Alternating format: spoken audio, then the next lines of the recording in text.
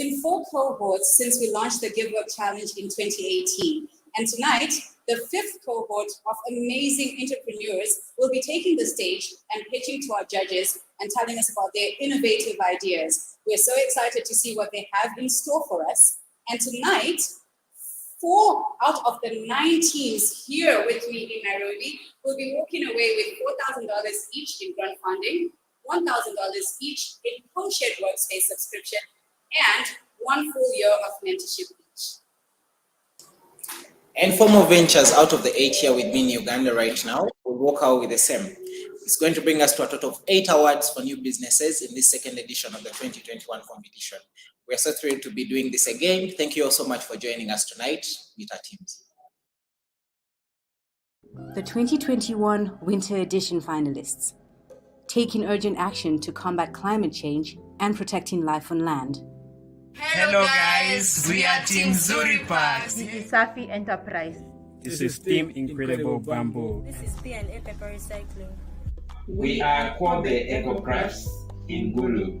Solutions for zero hunger by 2030. Team Happy Agrimark.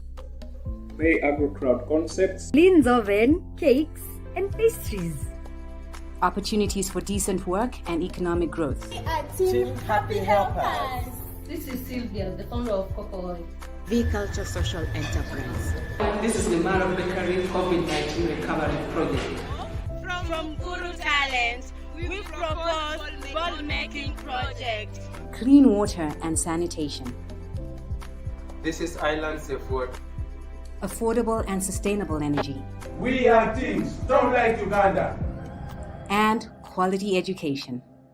We are from Team Rosa Educare Network and are very excited to be a part of the Give Work Challenge finalists. Thank you.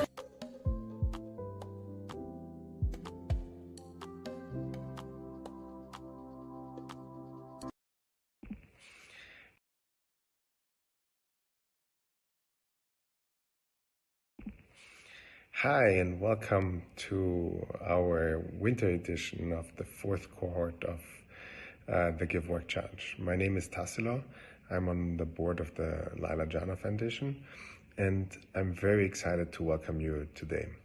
So this started as a very simple idea to see how we can continue the current model that was in place and basically allow everybody to chase their own dreams, to start their own ventures, and build for them a better future. This is the first year that we have 2 cohorts in 1 year. So this is our 2nd edition this year. And this year we opened up to everybody from everybody who wanted to apply. So before we were only restricted to people that work in Sama. This year we opened up to everybody. And we are very excited to see that we got a lot of applications, a lot of great ideas, and we're very happy that we can support some of them. So this started as an idea that Laila had and has grown into something that is great to see that is much bigger. She would be extremely proud to see all of you pitching today. And so are we and the judges. And with this, with no further ado, excited to see what you guys are going to bring today, and over to the judges.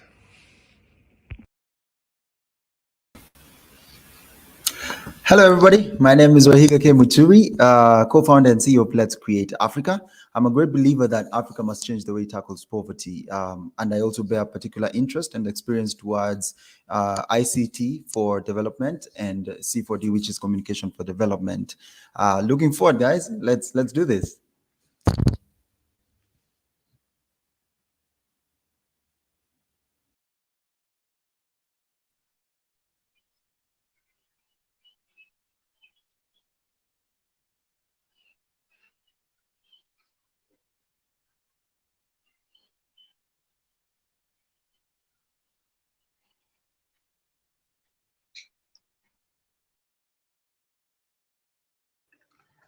Hello, my name is Joshua Kello. I'm the operations lead for service delivery at Sama Uganda.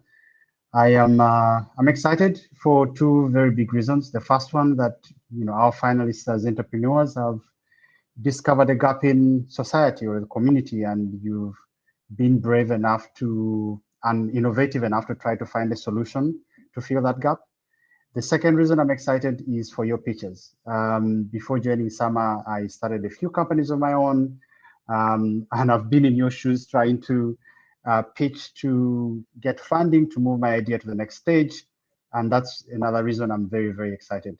I wish you all the best, and yeah, see you in a few minutes.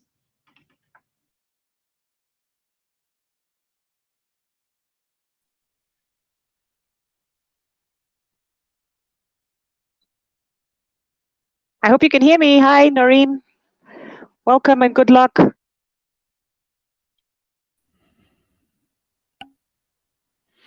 Good evening, everyone. Thank you so much for being here. My name is Lloyd Taylor. I chair the Lila Jana Foundation, and I've been working with Lila since 2010 on Sama.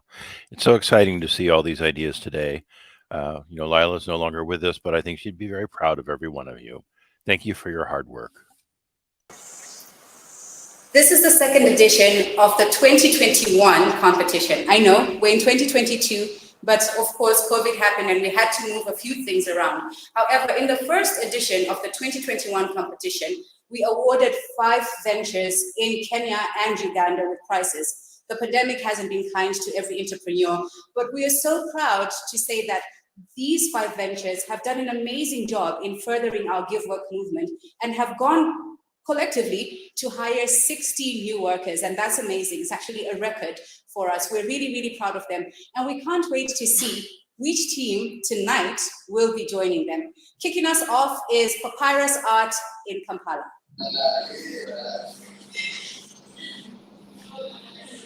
Thank you very much. We are Team Papyrus Art. We deal in upcycling disposed polythene bags into viable, functional products, which are these baskets and the caps.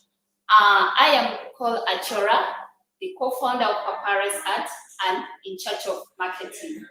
I am George, the co-founder and in charge of production. I'm Nakato, in charge of finance. As a community, we face a problem of degradation due to disposed polythene bags and plastic materials, both in the rural and in the urban environment. Papyrus Art has discovered that the community mostly focuses on recycling the plastic material, leaving out the disposed polythene bags, not knowing it is the most dangerous substance which pollutes the environment. It takes 1,000 years to degrade in the landfill, so it needs a cheap, sustainable solution to solve it. That is why Papyrus Art has started creating a viable solution to upcycle the disposed polythene bags made with the dry papyrus tree into functional products, which are the baskets and the caps, and whereby our products are durable and affordable to our clients. We also equip young teenage mothers with the technical and the soft skill of the art. We have so far trained 3 teenage mothers and employed them. Our passion is to create more employment for girls because we realize that a number of girls were affected by the 2-year pandemic situation that forced many into premature marriages and early pregnancies. Therefore, the need to equip them with our technical and soft skills will help to improve on their potential goals as well as improving on their standards of life. Our marketing channels are door-to-door delivery as well as display and productions. The following are our key values: education, innovation, and sustainability. Our target is in the next 2 years, we aim to create new products apart from these baskets and caps, of which there are going to be tables and chairs. We'll be using the dry papyrus trees and the polythene bags. And we see it will also be an opportunity for us to create more jobs to these teenage mothers in the country of Rwanda have been affected and they went to the premature marriage. There are really very many. So give us the opportunity to employ them and we will see the way of our business also growing from there. Thank you.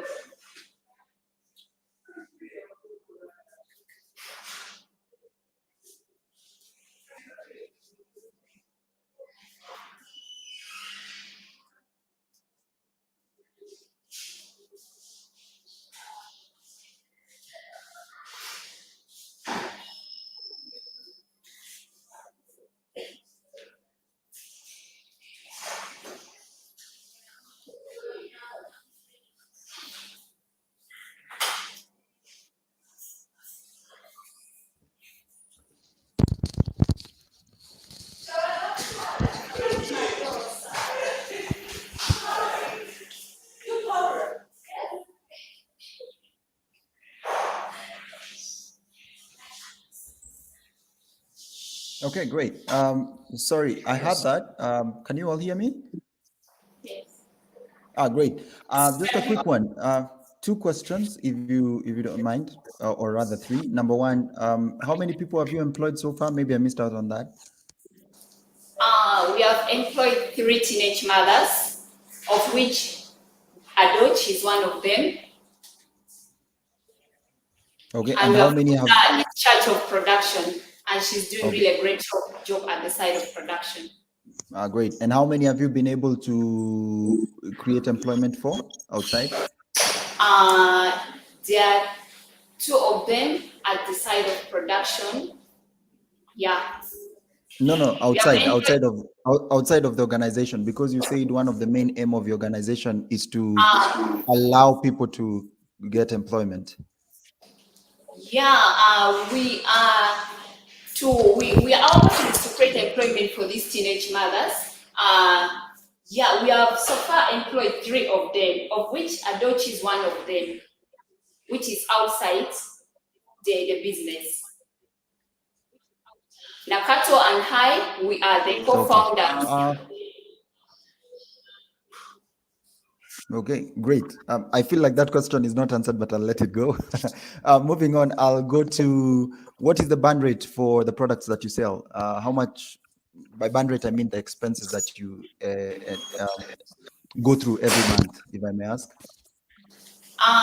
Yeah, this basket, we buy the products at once. We buy the, most especially the papyrus, the dry papyrus tree, we buy them. So in a month because this business started last year in September. So in September, we didn't move all that very well. We started producing much in October, whereby our production cost in October, we used 1,540,000, which is the same as $438. That was our cost of production in October. Then we had a profit of 347,000 Uganda shilling, which is the same as $98.69. That was for October. Then on November, okay. Yeah. Don't worry. You don't need to go into it. It's okay. I just needed a percentage. Might you have a percentage of how much, what's your burn rate, roughly? The total cost of production for the last 3 months we have been our business started. The total cost of production from September to January, we use 6,477,000 Uganda shilling, which is the same as $1,084.2 and the profit we have made from the last 3 months, we have when we carry out we take away all the production costs, we have the profit of the 1,572,000 Uganda shilling, which is the same as $447.2. Yeah, thank you very much. What sort of risks do you have, and how are you solving for these risks? We are solving the problem of degradation, as you heard from our presentation. Yeah, we realize communities, though they solve the problem of, yeah. I'm sorry to cut you off. I meant risks for your business. Risks for your business. What sort of risks does your business have? As a business, there are risks that you have to manage. What risks are those, and how are you managing them?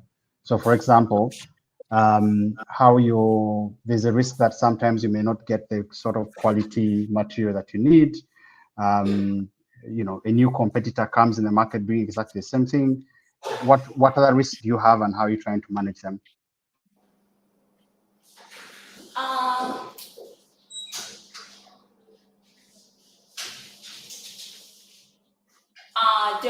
The way we are managing, I beg your pardon for that question, sir.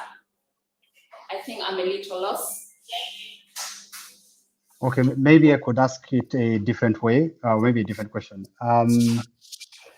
How are you ensuring that your business beats the competition that you have?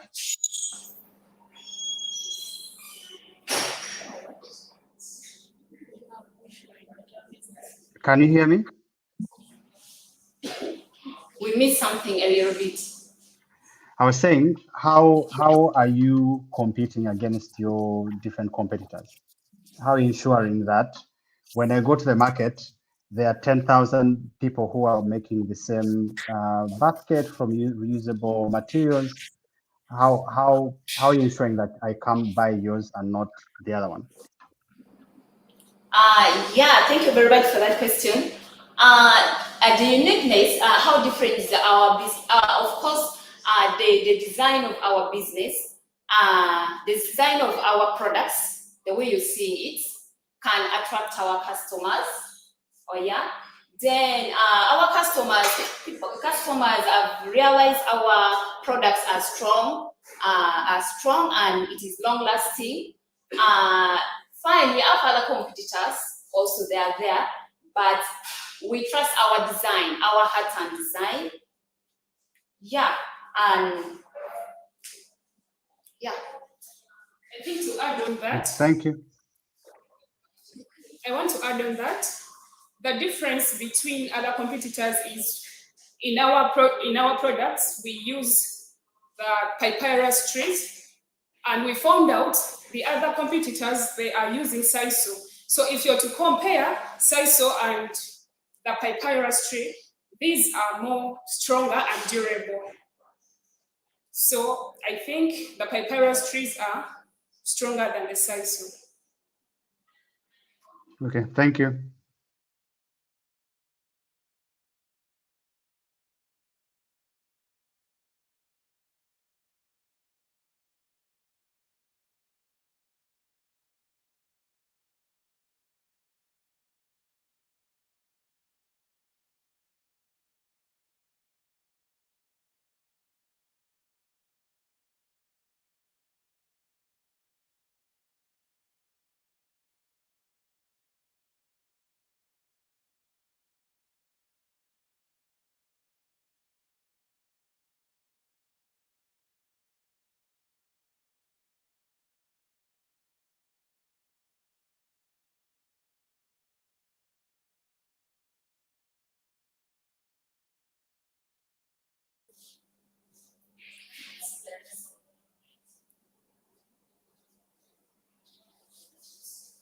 Hello.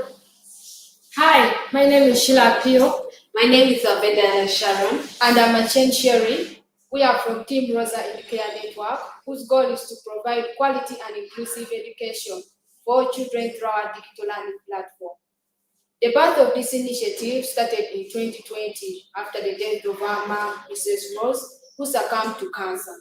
With her famous slogan, "A pen and a book are best friend," she sponsored a number of children through primary, secondary, and university level. However, with the recent school closures, many of her dependents could not continue with their education, and the most affected were the children at primary level. So my colleagues and I decided to offer free tutoring services to these children and others to ensure they do not lag behind in their academics.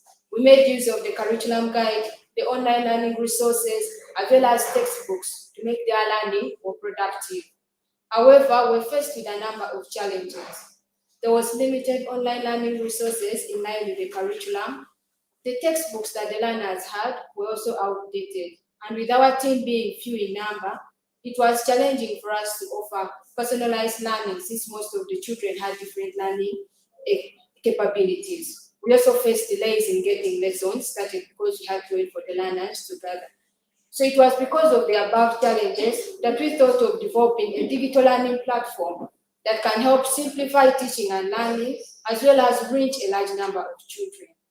The platform will be very easy to use, as well as to access. All the users need to do is to download the application, select the option of either teacher or student, and register their details. Affordability is also very key in the delivery of education services, and that is why some of the learning resources will be provided free of charge, and the paid-for options at only $10 per month for learners who need any additional tutoring services. The content in the application will also be in line with the Ugandan curriculum, and once it has been downloaded, it will also be accessed offline to address the challenges of the high internet costs. There's a primary three learner who approached us and needed assistance in understanding concepts in relation to soil exhaustion and soil facility. These are some of the concepts that she had been taught in class, however, she was unable to understand. But when our team made use of visuals, she was able to understand such concepts in a simpler and a more engaging way. And that is why in the platform, we shall make use of visuals, including animation videos, to make complex modules simpler. We also have learners who are facing challenges in understanding certain concepts, and these can be able to reach out to teachers who have been signed up on the platform to access any aid in challenging topics. It should be noted in Uganda that about 4.5 million learners will not be going back to school according to the National Planning Authority. So therefore, our goal as Rosa is to ensure that our digital learning platform can be able to reach such learners. And that is why we shall work with community ICT centers to reach those children in rural communities who have been affected by challenges such as child labor, teenage pregnancies, and early marriages, to ensure that their education does not come to a standstill. So as a startup organization, we are seeking for more funding to invest in our application development as well as content creation. Our team comprises of individuals who are passionate about education, and I must say that the children we tutored during the school closures were able to pass the assessment test as well as progress to the next class when schools reopened. So support our cause to ensure that no child is left behind. Thank you. Thank you.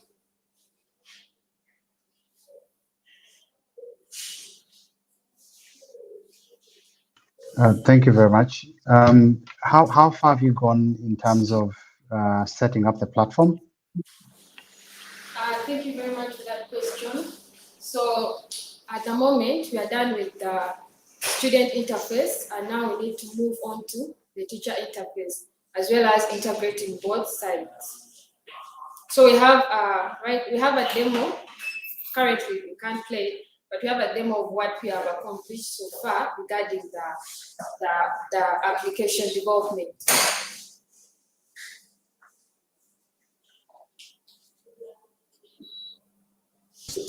Okay, and how did you arrive at $10? Why is it not $5 or $6 or $2 per month?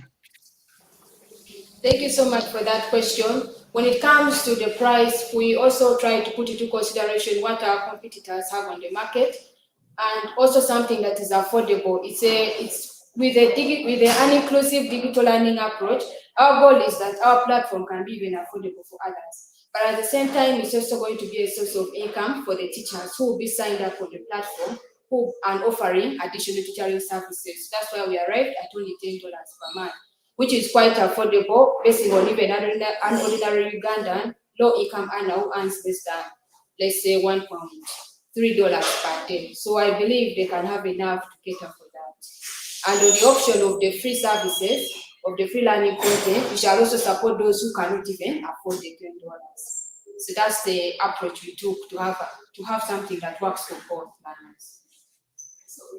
Okay, maybe one last one here, and then I'll let other judges ask. Do you have an idea of what percentage of your user base is going to be for free, and what percentage you think is going to be paid? At the moment, when it comes to the user base for free services, our target market is at the moment right now. Our target market is about 5,000 learners for now. So our target is to ensure that at least 80% of those are signing in for additional tutoring services, because it's true that we can also work hand in hand with the teachers. Thank you. Thank you. Great. I love what you guys are doing. EdTech is the future. So great for that. A quick one. Number one, what's your business model? Maybe I didn't get that. So our business model is basically charging freemium, whereby some of the learning content is accessible free of charge, while to ensure that the application is sustainable, we charge at least $10 per month with substantial discounts for those who subscribe for the whole year. Okay. And who's your target customer specifically? Our target group is divided into two categories. We have the disadvantaged children who have been affected by the pandemic, and then we have those who have been already enrolled in school. So we have to ensure that our application can serve both target groups. Sorry, just a correction. There's no specific target group called disadvantaged per se. Oh, the age group. Oh, sorry, 6 to 14. Much better. 14. Yeah, primary level. Much better. Okay. And then last but not least, what's the conversion rate in terms of time period that you expect investment vis-a-vis the first profit or break even that you get? I beg your pardon with that. Okay, I repeat. That's okay. I'll repeat it again. So we give you investment today. How soon do you think there'll be a conversion rate to actually just first get to break even point? Right now, because we have to first work on the application development, to break even, we need at least 2 years to get to 5,000 subscribing for premium learning content, so that we can break even. Wow, 2 years? 2 years. Because we have model within 2 years, if we have 5,000 learners subscribing, we are annually, that's approximately around $500,000 US. Yeah. Okay, so let me confirm. So let me confirm. I'm an investor. You're telling me before I even receive back my investment, I need 2+ years, and that's even before you get to break even. That's also noting that technology changes every 6 months. So how do you think you'll still be relevant in the next 2 years? So the break even I get is a point where we are within our costs as well as our profits. Yeah, so that is within, right now our main target is to include the teacher interface. So once we are finalizing with that, which will take us approximately around 3 months, then we shall start engaging the learners and see how they can enroll onto the platform. So roughly about 6 months, because we are trying to cut down on our costs for investment as well as the operation costs.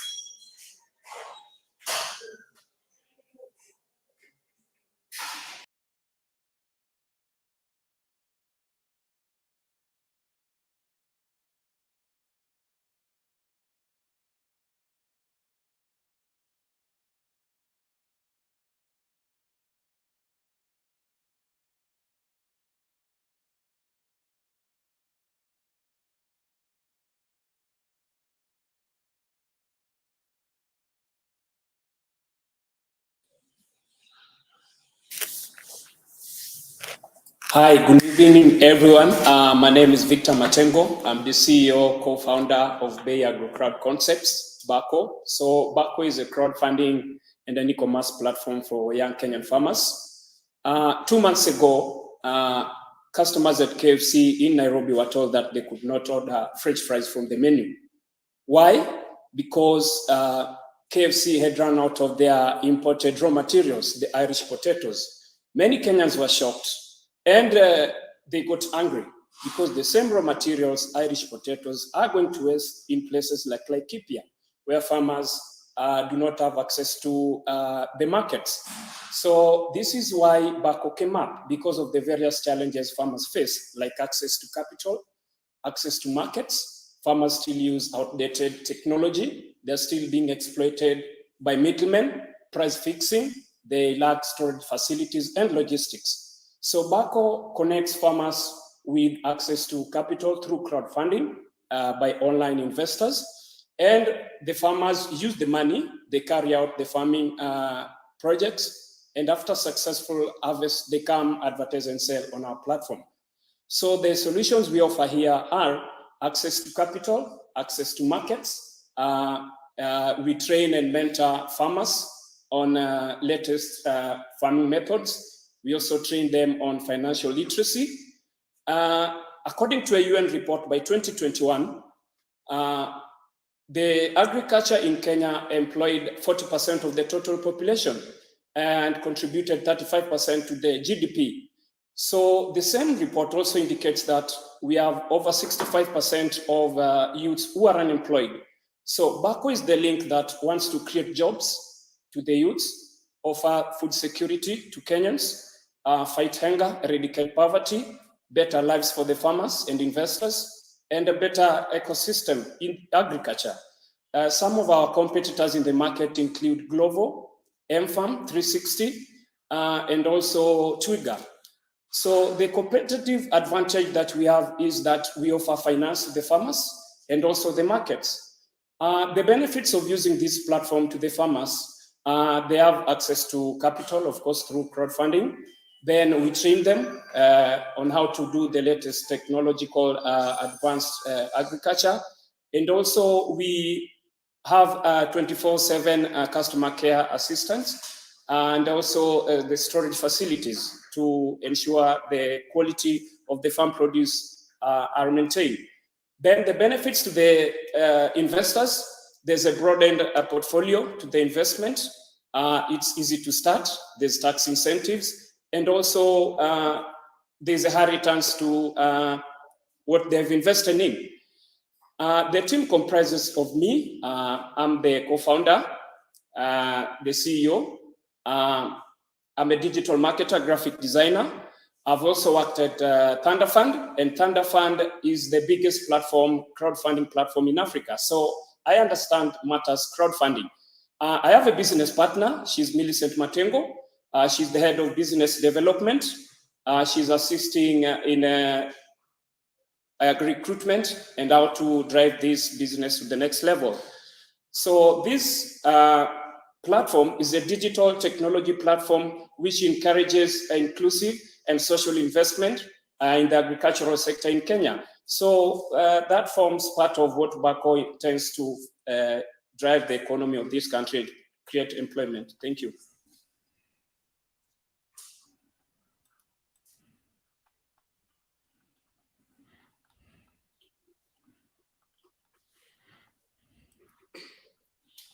Hi, I think it's an interesting, can you hear me?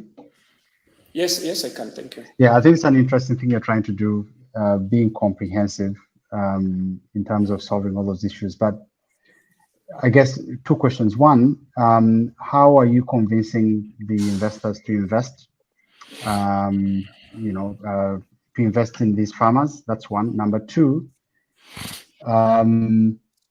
if there's one thing that your business should be known for, what would it be? Because I know there are many aspects. There's a crowdfunding platform, there's an e-commerce marketplace, there's this training side of things. What is that one thing you'd focus on if you got the funds? Okay, thank you. This platform is a digital space which offers finance and markets. That is our core operation. The question you asked before, kindly come again, the question you asked before. So I was saying, how are you convincing if I'm seated somewhere in Kampala? What is the value proposition for me as an investor to put money in this platform to support a farmer? Yes, thank you. This platform offers high returns to investors. Our operational costs here, like the poultry business, which we intend to venture into, there is a 30% of the profits which goes back to the investor. And then in the money invested, there's also insured cover. So this ensures that the farmers do not lose their money, even if they don't make the profits. So there's that part 30% from the profits made in a project. Thank you.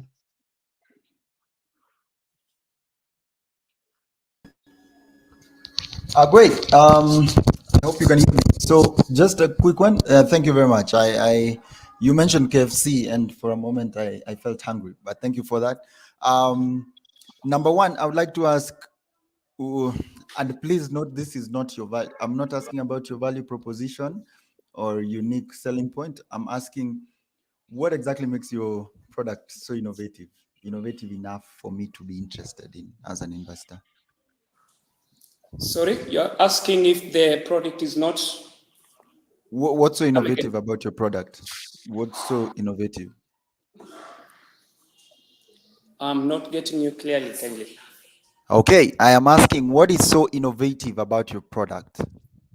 Oh, okay. It is currently we are still working on the website and the mobile application, and we at the stage we are done with the part of the user interface. We are moving into the user experience. Then we do the piloting. So this product is quite interactive. It will offer the farmers and investors a community where they can interact and improve on their ideas. And this platform also has that aspect of customers can use through the mobile software application. They can order food and it will get delivered directly to them. And it also offers the farmers tracking of the sales, tracking of the logistics from the market and to the homes of the customers. Okay. I don't feel my question is answered, but it's okay. I'll let it go. Let me go to my last one. Please tell me your term sums home. That's the total addressable market, the serviceable addressable market, and the serviceable available market, please. Sorry? Please tell me your term sums home, which is total addressable market, serviceable available market, and serviceable obtainable market. Okay, the market we are looking at here is, you see there are over 65% of youths who are unemployed in Kenya. So this is the market. Sorry? What's 65% of youths? How many are the youths in Kenya and what is that number? According to Kenya National Bureau of Statistics, we have over 9 million youths who are unemployed. And this is the number which we intend to work with, our market traction. The service traction, like you asked, is there are several competition firms which are in this business, but they are not offering what we are offering, the capital and the market access. So the service here is quite big. We are looking at over 20 million of Kenyans. And I think that is the market, the households which we intend to ensure efficient food supply chain. All right. Thank you so much, judges. And as Bay Agrocrowd goes out, I think we can all agree that farming is indeed the backbone of Africa. But our farmers have suffered losses because of climate change. Now, climate action should be everyone's responsibility so that we can protect our livelihoods. And this can be done in many different ways. So here is P&A, the next venture, curbing deforestation with their recycling project. Hello, good evening, everyone. This is P&A paper recycling. P&A is still an idea, not yet a working business. I'm happy to be here today. P&A is an idea of turning already used papers into reusable products. The main problem we are seeing in our societies today is high rate of deforestation in order to yield pulp and pulp for paper making.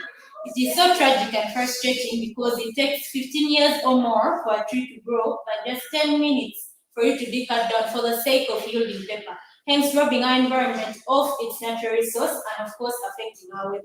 The second problem we have seen is high rate of environmental littering and pollution, because when paper rots, it will produce methane, which is 25 times more toxic than carbon dioxide. And of course, the pollution extends to our waters because people are dumping the used papers into the waters, which would have been good for our human consumption. Now, the solution we want to come up with, if given the chance, we want to first of all collect and consolidate the used and dumped papers in order to reduce on their numbers in the environment. In that way, we can reduce on pollution and improve on hygiene.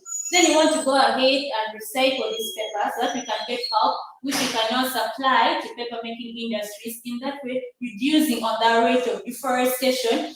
And of course, just 1 ton of recycled paper can save up to 17 trees and 3 cubic yards of landfill space, which would have been used for disposal. And of course, 7,000 gallons of water, which is very sustainable.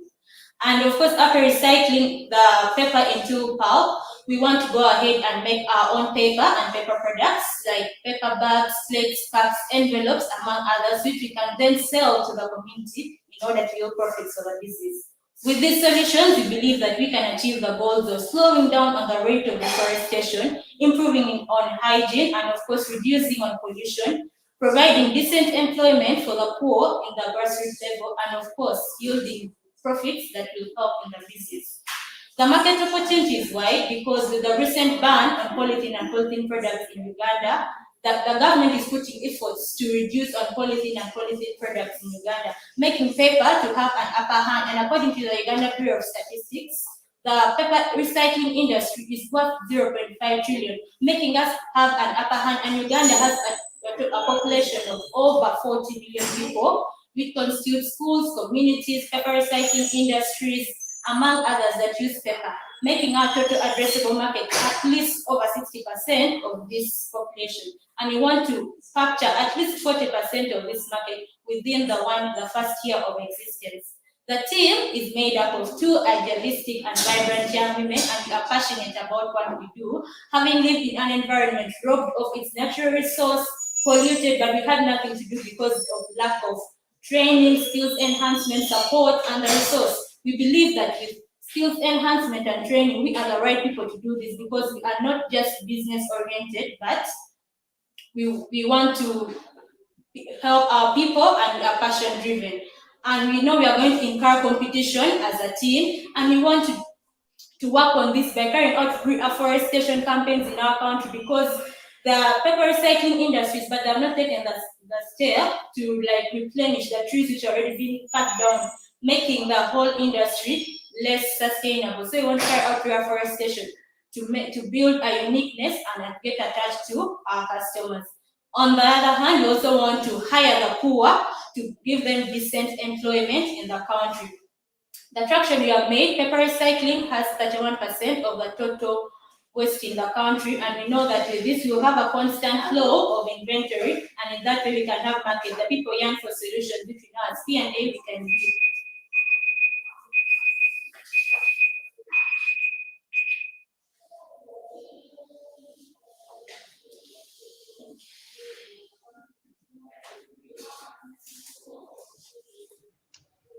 Thank you very much.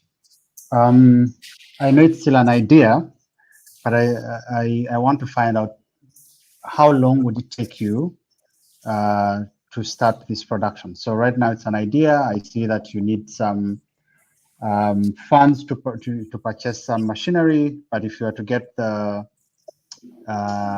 money today, how long would it take you to start production, and how long will it take you to start turning out profit?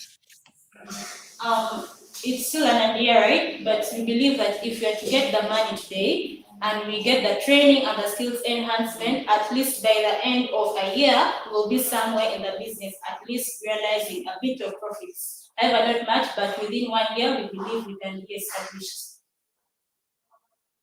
Thank you. Any additional risks you think might prevent this from happening? Any? Are there risks you think might prevent that from happening? Yeah, we could have risks. Of course, in every business there may be risks. Like we can have inadequate training of the workers, inadequate skilled labor, and of course the funding. We don't know if it will be sustainable for the business since it's still an idea. So those are risks that might be there, but as entrepreneurs, upcoming business women, we have to assume the risks.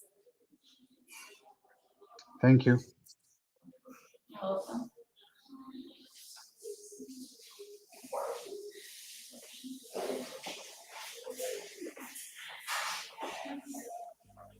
Well, hello, can you hear me? Yeah, I can hear you. Great. Just a quick one. What is your go-to market strategy? The market strategy we plan to use because we want to start this from. Go-to market, not the market strategy, but how do you plan? What's your go-to market strategy?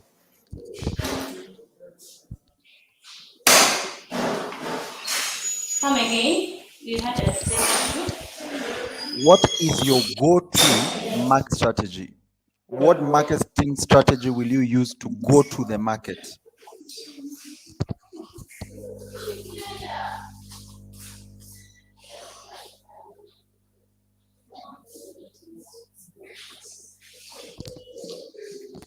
Did you hear my question? Not really. Okay. Okay. Somebody else, please.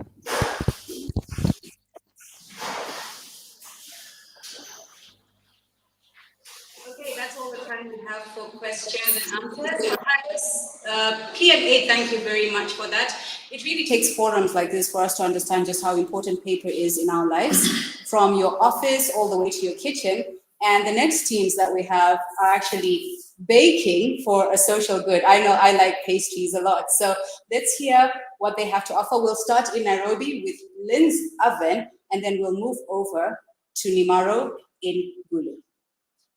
Thank you very much and good evening. We are Lynn's Oven. My name is Elizabeth Kamau and I am one of the founders of Lynn's Oven Cakes and Pastries. Our startup is going to give healthy, affordable options to people with dietary conditions. Imagine a world where at a young age, you've been robbed of the climax of every celebration. This is what happened to my cousin when he was diagnosed with celiac disease at age 3. It hit home when he could not eat cake on his birthday and even attend our birthday parties. The first time we ever saw a gluten-free cake, it was so expensive that my aunt was not able to afford it. This is the problem. Lack of inclusiveness, lack of affordable and healthy inclusiveness in cakes and pastries. If you go to a local kibanda or in a restaurant, you will find that there are options. You will find there are vegetarian foods and non-vegetarian foods. There is inclusiveness and there are options there. Mostly, you find that the vegetarian food is cost-friendly. Fast forward to our pastry shops. You find that sometimes there are no options, or if the options are there, they are very expensive.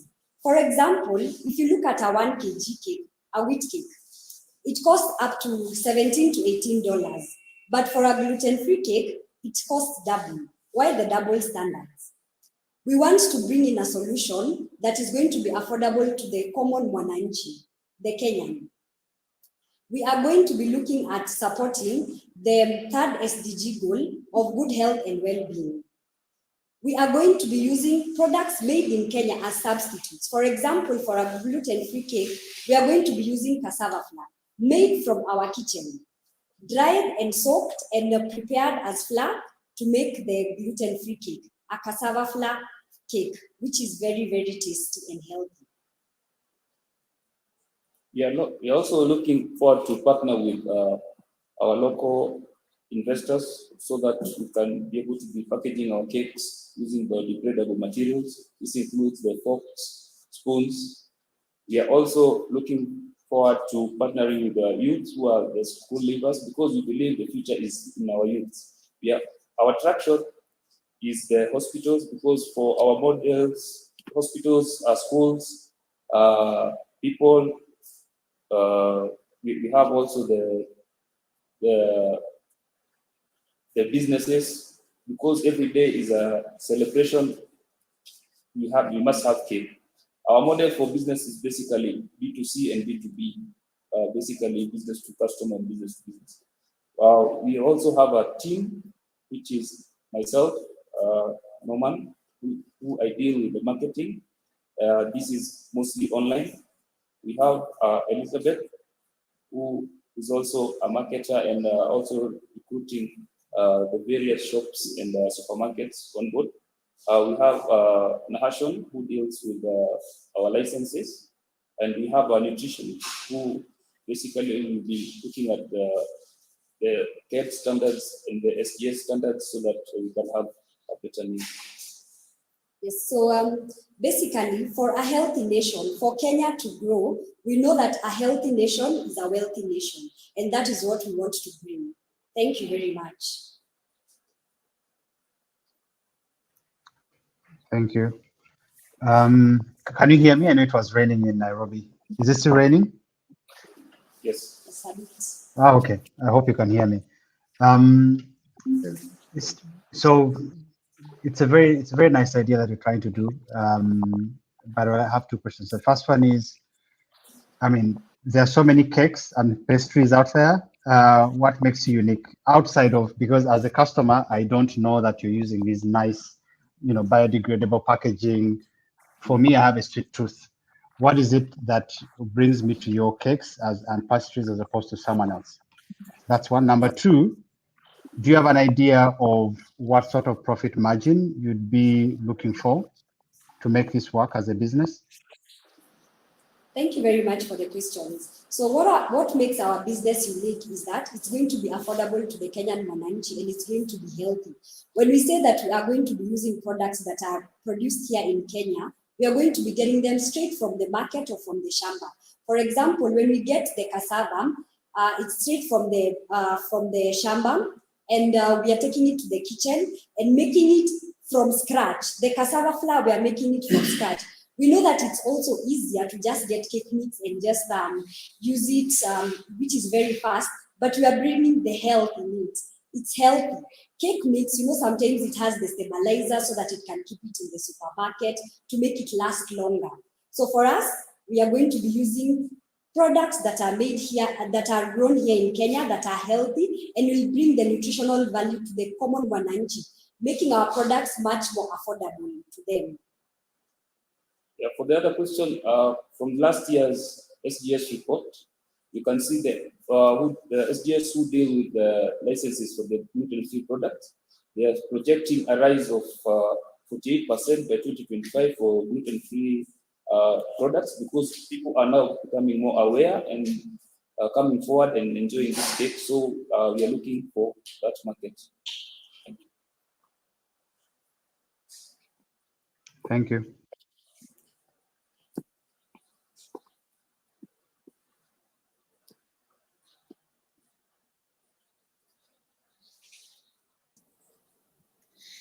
Okay, thank you so much, Limzoven. Next is another pastries and bakery, Nimaro. Hello everyone, my name is Salimu Fiona Barbara. I'm the founder of Nimaro Bakery COVID-19 Recovery Project. It's unfortunate that I can't be here with my business partner because he's not feeling so well. Our mission is to be the leading producer of high-quality bakery products in northern Uganda. Our vision is to reduce on the gender inequality by training, empowering, and employing women. In 2020, when coronavirus broke out, all the political, social, and economic activities came to a standstill. The disease was spreading like wildfire. In a bid to calm down the spread of the disease, the government had to put the entire country into a lockdown. Very many businesses and organizations closed. The company I work for had to downsize by over 50%. I and my other colleagues were laid off our responsibilities at the company. You can't imagine life without any source of income. During the lockdown, my phone became my best friend. I started learning my baking skills on YouTube. I could make a few samples and share with my neighbors who gave me very positive feedback about my products. I later realized that I can use the same skills to train other people who are also affected like me. I shared this with a friend who was so impressed with my idea. We contributed some capital that we used to set up the bakery. We used organic raw materials to make our products. We started by employing 5 people who were involved in production, packing, marketing, and sales. These women could sell our products along the roadside. But due to the increase in demand of our products, we started supplying supermarkets, petrol stations, retail shops, workshops, and hotels. We were also able to train over 3 women who were previously working like bar attendants. These women were employed with us and they were empowered. They were able to start their own hotels within the market centers, and they act as our supply chain, where we are able to supply the entire market with exports. Our competitive advantage over the other bakeries in Gulu district is we use organic raw materials like cassava, maize flour to make our products. This makes our products more tasty and healthy for consumption. We also do market surveys to find out our customers' demand and taste, and we come and make adjustments to fit in their tastes and preferences. We also do our packing. Our brand name is Nimaro Bakery. Nimaro, translated to the local language, means love. This makes the community so attached to our product. Our product is slightly lower in price. However, we don't compromise with our quality. This makes people demand for our products more than the other bakery products in Gulu. In our production, we are always very keen with quality to ensure that our customers don't move away. Instead, we attract them more. We are always very keen with the project's core value, that is accountability, integrity, and teamwork. This has enabled us to grow over this period of time, and we hope to grow more and more. Thank you so much. Thank you too. I see Bruno is really enjoying the products. Yeah, it's an interesting initiative, especially considering the time at which you started it. Speaking of starting stuff, when we do give you this funding, you're going to be able to produce more of this, obviously. But how can you run us through how you manage quality, because it's important, especially for foodstuffs. Thank you so much. We have a quality team. We are always so strict on our quality. We make sure our quality is followed closely from the raw materials we acquire, and we are also so strict in the measurements to make sure that we are standard in everything we produce. Our quality is a guarantee.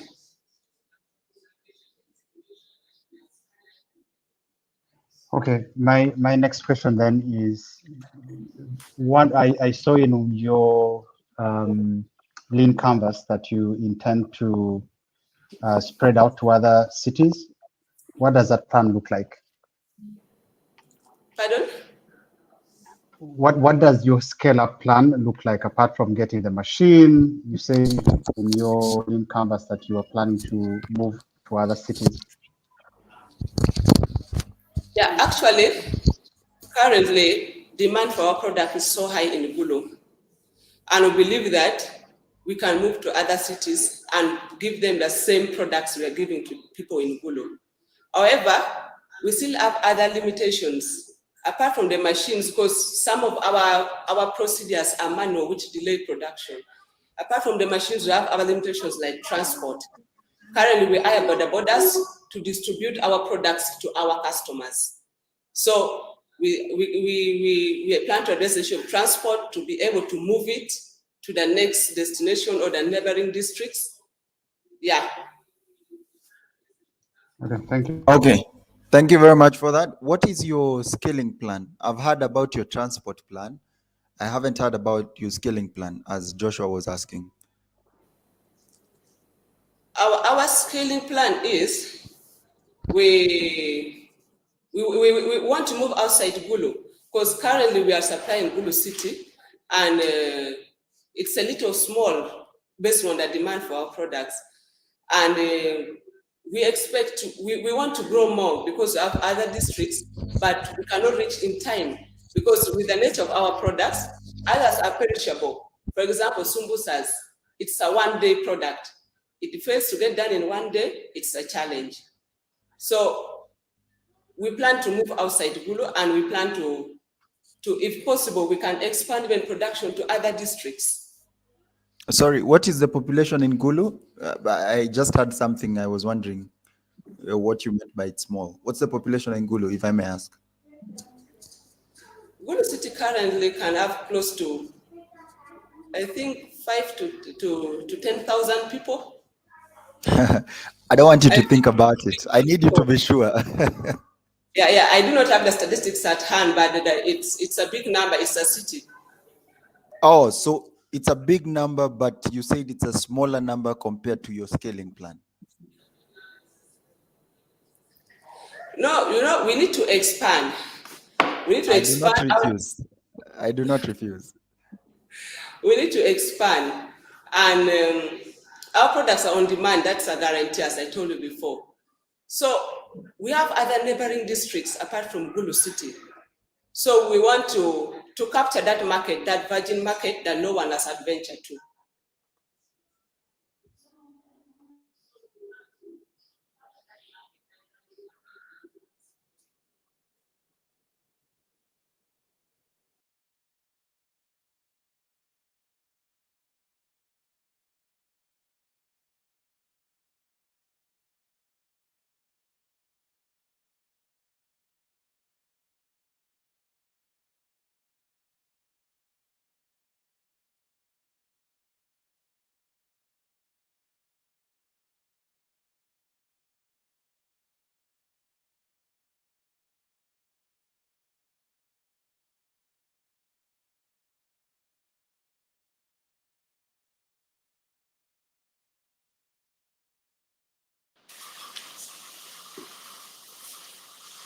Hello, my name is Linda Kadambi, Team African Krimak, joined by my colleague and the founder, Boniface Mnabali, is going to be taking us to the pitch.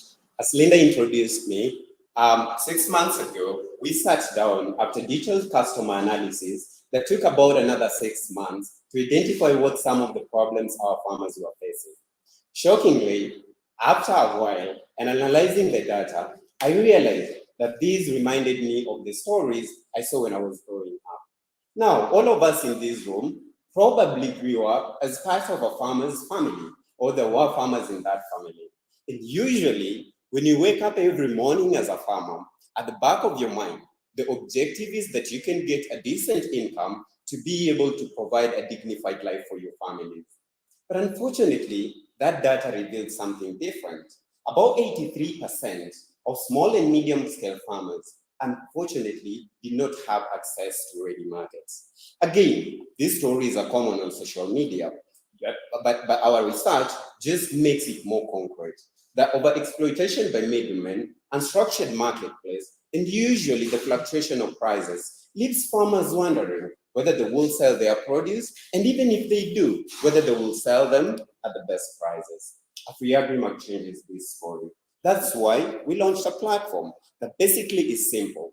As a farmer, they can sign up as either part of a farmers group or as individuals, and in 3 minutes, they will be able to list their products. Our objective as a company is to verify the quality of the products that are listed and to ensure that we never have to listen to stories about quality products not brought in the market or farmers losing out after hard work and very hard work during the morning. You know how it is. Now, something else is that we're not just changing 1 or 2 lives of farmers.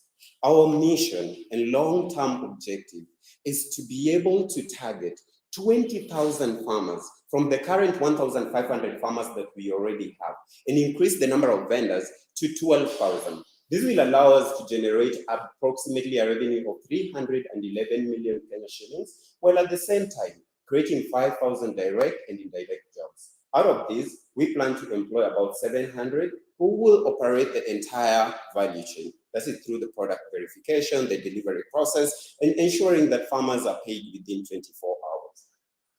Join us today. As we've already been joined by other organizations, we just completed our incubation program by Agribiz.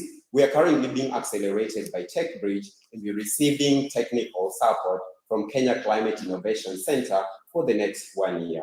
Combined with our team expertise, which spans software development, I've also been able to manage startups for the last years, previously co-founding The Village, as well as our team who are dealing in finances and the entire value chain financing. You will be joining a team that is going to use the grant to specifically target 250 potato farmers that we have already identified and who are part of the platform, to support them on 3 things. 1 is quality, and 2 is access to market. More importantly, is that we are also ensuring that our company is certified, so we are able to ensure that all processes throughout the farming period by providing training programs, as well as after post-handling activities that ensures the potatoes do not spoil. Join us today, because we're just gonna be able to make food delivery from the farm to the vendor stalls quickly. And at the same time, you're assured that when you walk to your Mama Mboga stalls, you will get fresh food, because that's all we need at the end of the day. Thank you. Thank you. You just got it. So fulfillment is in this kind of business is a very tricky issue, especially if you have last mile logistics, because what I'm hearing is that you're basically going deep down in the village, in rural areas to get produce, and somewhere you're going to fulfill an order somewhere. What is the secret sauce that you have here, if you can share anyway, that would solve the issues around those logistics? As a company, we believe in abundance, so we'll share our secret sauce. So Linda, my colleague, is an expert in geolocation, specifically GIS technology. And what we're doing is we are gathering information that farmers have, and when they're filling these forms, they're able to identify which sub-locations they're specifically located in. And then our maps on the platform are actually crowded with all these locations, and you can be able to filter them. So one thing is, besides them filling the data of the exact location, we are also able to gather like very small details of data, like the status of the road, things like that. But more importantly, when I mentioned that the farmer can be able to sign as either individual or part of a group, is that it gives us an opportunity to aggregate and also ensure quality across a specific population. And even when we are filling the orders, the person who is picking the product up is not going to be picking one single product or like a small quantity of product, but because they are aggregated and every vendor is able to see which driver is closer to those locations, because again, that's what the GIS technology is doing, is that we are able to identify how many orders are available within that location at what specific time period, because it's not like absolutely a time, but time period. And then once that order has been made by multiple vendors, multiple drivers are able to receive like those notifications along the delivery route. So that's how we are really realigning it. Okay, thank you.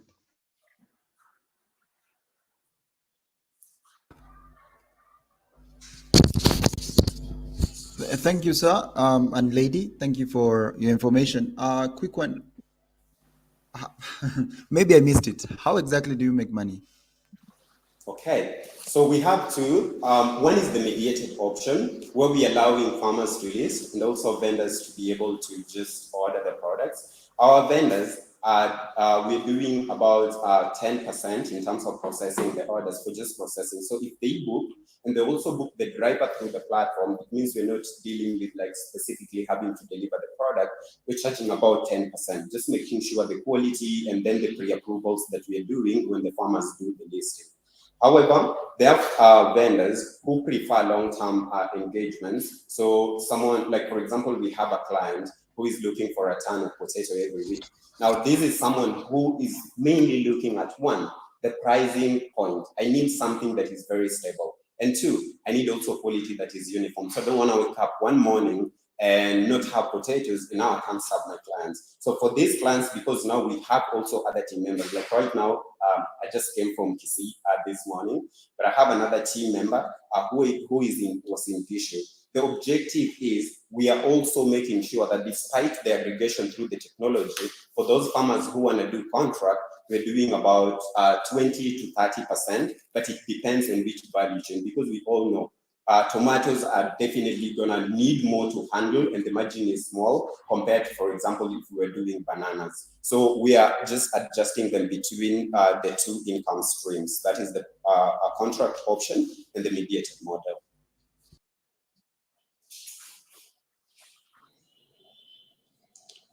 All right, nicely done, Afriya Remark.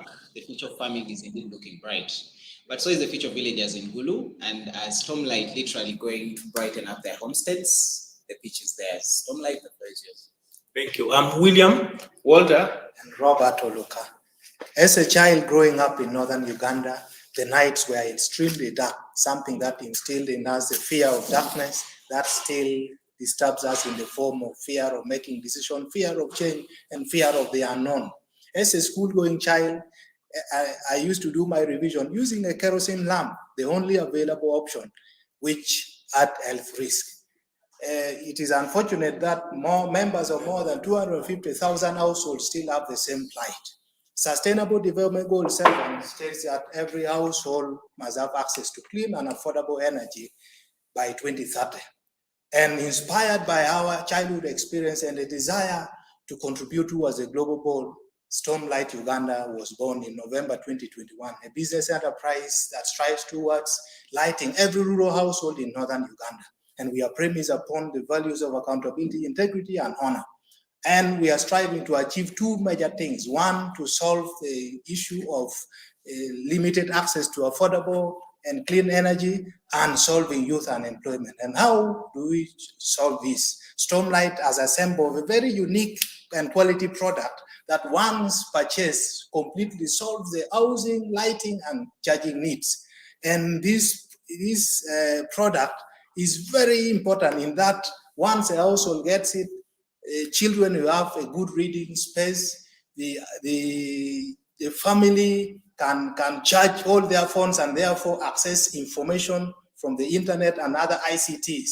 It will also ensure, the lighting will ensure that family members stay indoor in the evening instead of a fireplace, thereby limiting the destruction of a forest cover. And the charging of phones is also an alternative source of income to the family. And secondly, we are offering this product at a very cheap price of just $30 compared to $70 that other suppliers provide in the market. And this cheap price will ensure that the rural people are able to buy this product. Thirdly, we deliver these products at the confines of the villagers in that we do day-to-day marketing, we target harvest seasons, and we also use LCs. And this ensures that people deep in the village can access our services. We also train our customers on how to operate this product as well as offer other after-sales service. This ensures customer satisfaction and a bonding with our customers. Currently, we employ close to 14 sales agents, and we engage 4 border borders daily. Thank you. Thank you, Robert. Our target population is 250,000 rural households in northern Uganda that do not have access to clean energy. And ceteris paribus, we buy our product at $23 and sell at $30, giving us a net profit of $7 and a potential net profit of $1.75 million. And we also have our competitors such as Mysol, Solar Now, Sun King, and others that are mostly concentrated in urban areas and are very expensive. This gives us an edge over them. Thank you. Since November 2021, we have lit up 840 households, employed 14 sales agents, and engaged 6 border riders daily. We intend to double our efforts in the next 3 months, and we require $5,313 to achieve that. Our team is made up of Luka Robert, the general manager, Okane Walter, the sales manager, and myself, Neka William, the operation manager. Thank you.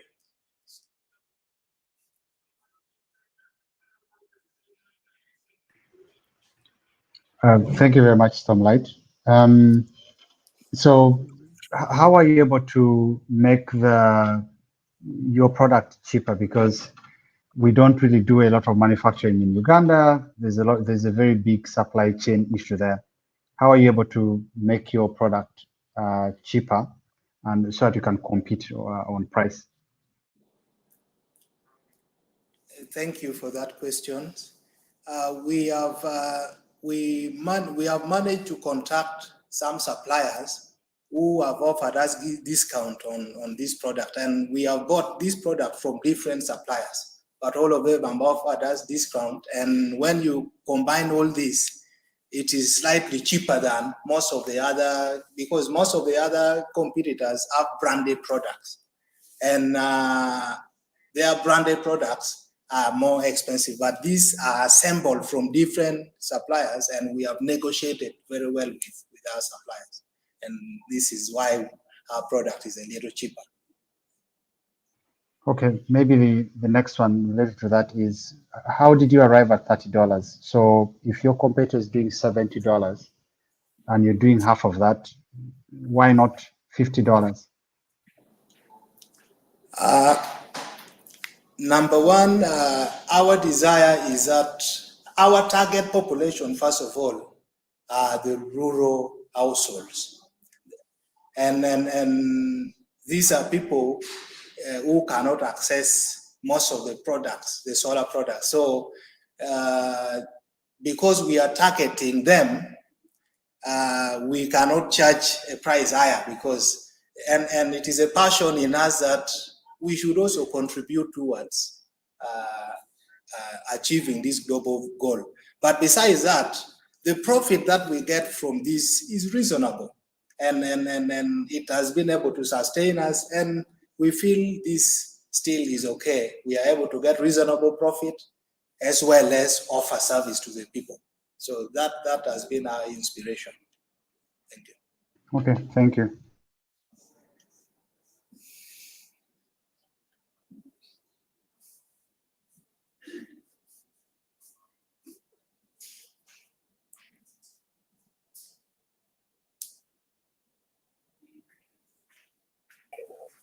Looks like there are no further questions from the judges, but thank you, judges, and thank you, Stormlight, for that. Thank you, Agrimark, Nimaro. You guys have got such amazing ideas, and I hope that you'll be able to employ as many people as possible in your communities to further on our movement. Talking about the Give Work Challenge, we are officially opening up the 2022 edition. This is the 2021 winter edition. I know we're a little bit late, but we are here now. So the 2022 edition will be officially launching at the end of this week. So if you are a youth in Kenya and Uganda and you have a social business idea that is bound to change the world, please rush to www.lilajanafoundation.org and apply for grant funding for our next edition of the Give Work Challenge. Next up, we've got two teams that are cleaning up environments in their communities, doing an amazing job in there. We will start off with Kobe in Gulu, and then move over to Nairobi with Zuri Pak. Hello, I'm Teddy Agwamu. And I'm Christopher Kello, and together we are Kobe. Did you not currently the world consumes 500 billion plastic bags every year, and Uganda imports 80 to 90% of these plastic bags? Did you also know that over 100,000 trees are cut down every day to produce non-sustainable paper every day? So as such, Kobe was an idea we came up with to produce carrier bags, paper bags, food wrapping, envelopes, and packaging boxes from pseudo banana stem fibers for the packaging industry. Our products are biodegradable, chemical-free, and paper-free. Some of the problems we aim at solving are environmental degradation caused by the use of plastic bags, but also the cutting down of trees to produce non-sustainable paper. Also, we aim at solving the problem of unemployment, which was estimated to be around 2.50 by end of last year, 2021. gender inequality, where women are not given equal opportunities as men in the job market. The solutions we are providing are through producing career bags, envelopes, and packaging bags, which are eco-friendly. Also providing employment opportunities to mostly vulnerable women and youth in our environment, in our society. We hope at skilling through training, because we believe that a skilled generation is a rich generation. Our process of making this is quite simple. These banana stems are got and turned into fiber using the fiber extractor machine, and this fiber is then turned into paper, which is used to manufacture our products. The opportunity we saw the availability of raw materials, which are banana fibers, since Uganda is among the leading consumers of bananas. Also, the government ban use and importation of plastic bags, which creates more demand for our products. Ready markets, mostly from businesses and people who use packaging solutions, like supermarkets, food and non-food markets, wholesale and retail shops, also hospitals and pharmacies. However, in this, we hope to meet a lot of competition, mostly from Karatach, who are based in Gulu and already in the market and sell similar products from recycled paper. But the competitive advantage we have over them is the government regulation on the cutting down of trees, which creates more demand for our products, strong and durable packaging products, since banana fibers are considered to be the strongest fibers we have. Also ready raw materials from these pseudo banana stems, but also our products are biodegradable. That means they decompose when exposed to environmental situations like moisture. The future of this team lies in a brilliant team comprising of my co-founder here, Teddy Agwango, who has different skills in analytics and software developments, and I, Christopher Okello, who is a business administrator with skills in marketing and finance. With this, we hope to solve our three core main values of employment opportunity, environmental sustainability, and value addition. Our call to action is say no to the use of plastic bags and embrace more sustainable ways for our generation and the generations to come. Thank you for listening. Thank you very much.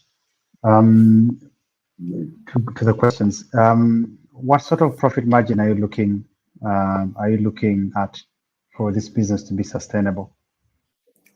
Well, looking at this, with the investment of around 12 million, we hope to have to make around 24 million by the end of the first year of production, because then we are looking at producing 150 bags per day, which amounts to 6 days, to 6 days in a week, and then 24 days in a month. So we are looking at making around 24 million by the end of the first year, but also in the next 5 years, we are looking at having a profit of around 155 million. Okay, and how do you typically get your customers? And actually, how do you get them now? And how do you think the funding will help you change how you get them? Well, firstly, currently we get our customers online, and then also direct sales, but also partnering with some of the businesses who we supply with these products. But in the future, we are looking at inventing more ways. For example, we are looking at joining trade shows to make sure that we market our products and also give people reasons to buy these products. Because then if you look at the government regulation on the cutting down of trees, that then means there will be more need for more sustainable ways of producing paper. And that's why we are producing these papers to make our products from pseudo banana stem fibers. So we look at scaling this through still embracing online. Since my co-founder here is a computer scientist, we are looking at also developing a website where we shall sell our products. So it's easier for people to get our products online and offline. And we also, on addition on that, we also intend to involve the wholesalers who will expose us to the outside market so as to sell our products. Okay, who drives your main sales? Who drives that? Well, I do drive the main sales since I have a degree in marketing and finance. So then, for now, what I do is I sell these products mostly online, but also go individual relationships, but also looking at employing our sales team who will not only be involved in selling the products, but also closing the deals. So we will not only be involved in looking for the market, but also going out there and closing these deals. Okay. Have you already started the business? Maybe I missed that. No, it's actually, we haven't started on a large scale. It's something that came up when we saw some of these problems we wanted to solve. Great. So maybe my last question is, what's the financial sense to your business? How much money are you making per month vis-a-vis the cost that you endure per month? Well, per month, when we look at making 150 bags, so in this 150 bags, we can estimate them from the smallest being around 500. So per month, we hope to make around 500,000 from the small bags. But also, these products are in different sizes. So there can be the medium ones, which go to around 1,000. So from this 1,000, we can hope to make around an estimate of around 1.2. Yeah, that's per month. But by the end of the year, we hope to make around 24 million. That's an estimate of around 24 million by the end of the year.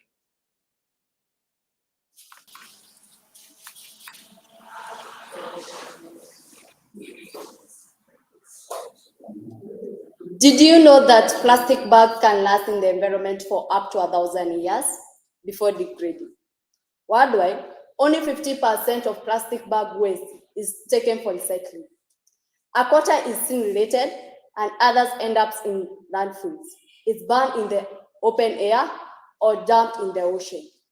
My name is Biti Sinjeri, and I'm the co-founder of Zuri Pak, and I'm in charge of production, training, and marketing. My name is Oliver Mondi. I'm also the co-founder of Zuri Paks, and I'm in charge of production. Zuri Pak is a social enterprise that champions environmental conservation by preventing the use of plastic bags and unwoven bags because they cause the pollution in the environment.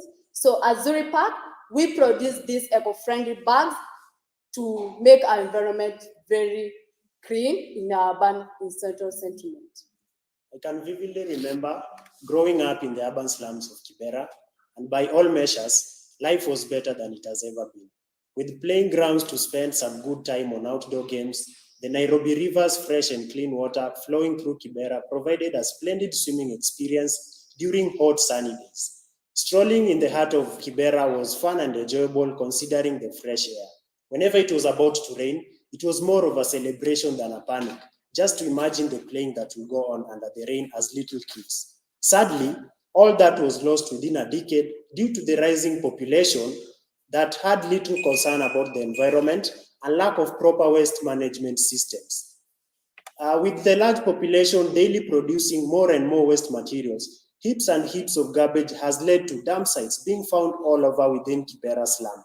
This has really led to serious health problems within the community, whereby these contaminated dumps has led to spread of many diseases. Also, the stench within the slum has since become so overwhelming due to the murky raw sewage in the open ditches, which have been altered by the garbage, which is mostly composed of plastic bags and non-woven bags. So as Zuri Pak, we saw this as a problem, and we came up with an innovative way of producing more environmental friendly and reusable carrier bags and packaging bags using traditional, natural, and locally available raw materials such as banana bags, sisal fiber, pineapple leaves, craft paper, and some of the waste materials in the slum such as plastics and waste papers. Through all this, we intend to address 5 of the 17 SDG.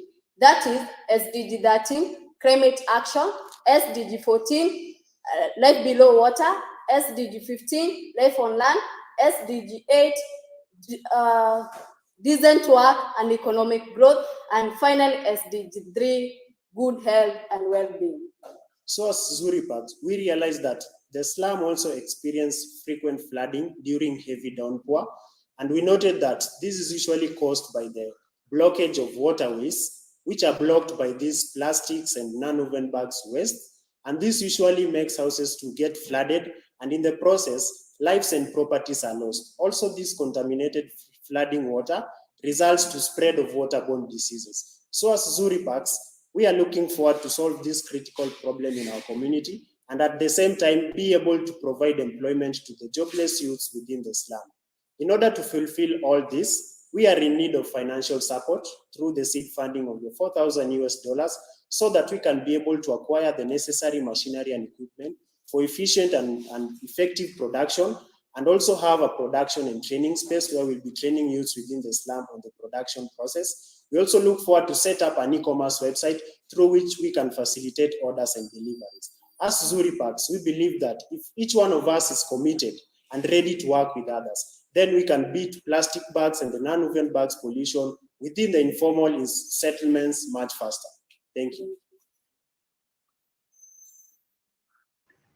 Thank you very much, Zuri Pak.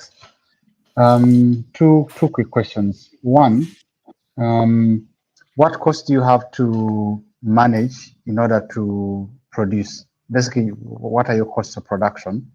And then two, how do you, what sort of margin do you look for after you've taken care of those costs of production? So as Zuri Paks, our products are categorized into three according to each of our target audience. So we have the first categories, which are reusable and washable, eco-friendly shopping bags with which we are targeting households. So these bags can be used for up to 3 years, and it goes for 200 Kenya shillings with a production cost of 100 Kenya shillings, which translates to a profit margin of 50 Kenya shillings for each bag. We have the second category, which are the craft paper eco-friendly carrier bags with which we are targeting vendors and retailers. So the prices of these bags ranges from 5 shillings to 30 Kenya shillings, depending on the size and strength, with a production cost of 2 Kenya shillings to 15 Kenya shillings, also depending on the size and the strength of the bag being made. And then we have the final category, which is the khaki packaging bags, with which we are targeting grocers and shopkeepers. So these bags, they go for, the price ranges from 1 shillings to 5 shillings, depending on the size, with a production cost of 50 cents to 3 shillings. Okay, and how, you said one of the things you want to do is get machinery. How will the machinery change these costs? So currently, what we realize is that whenever we get orders, and if the orders are too many, we have to bring a lot of youths on board in order to be able to meet those orders.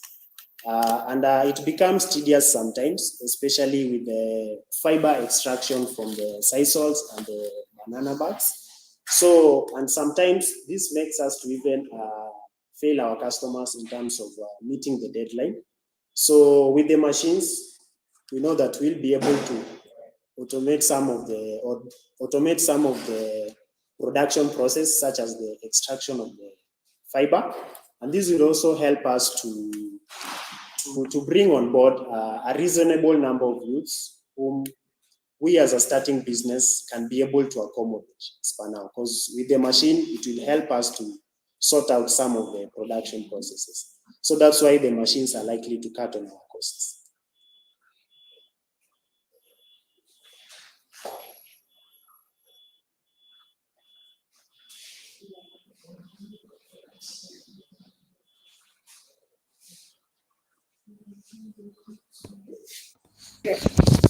Sorry about that. Is this a passion project or a real business? It is a business. We started it 4 months ago. That is around September.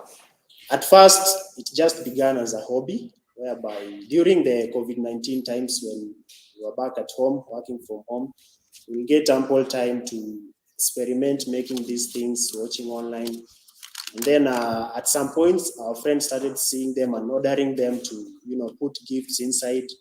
Also, one of our friends who runs a kiosk asked if we can come up with such so that she can be able to, pack some of the cereals, and that's when now it trickled down to us that this can really be turned into a business.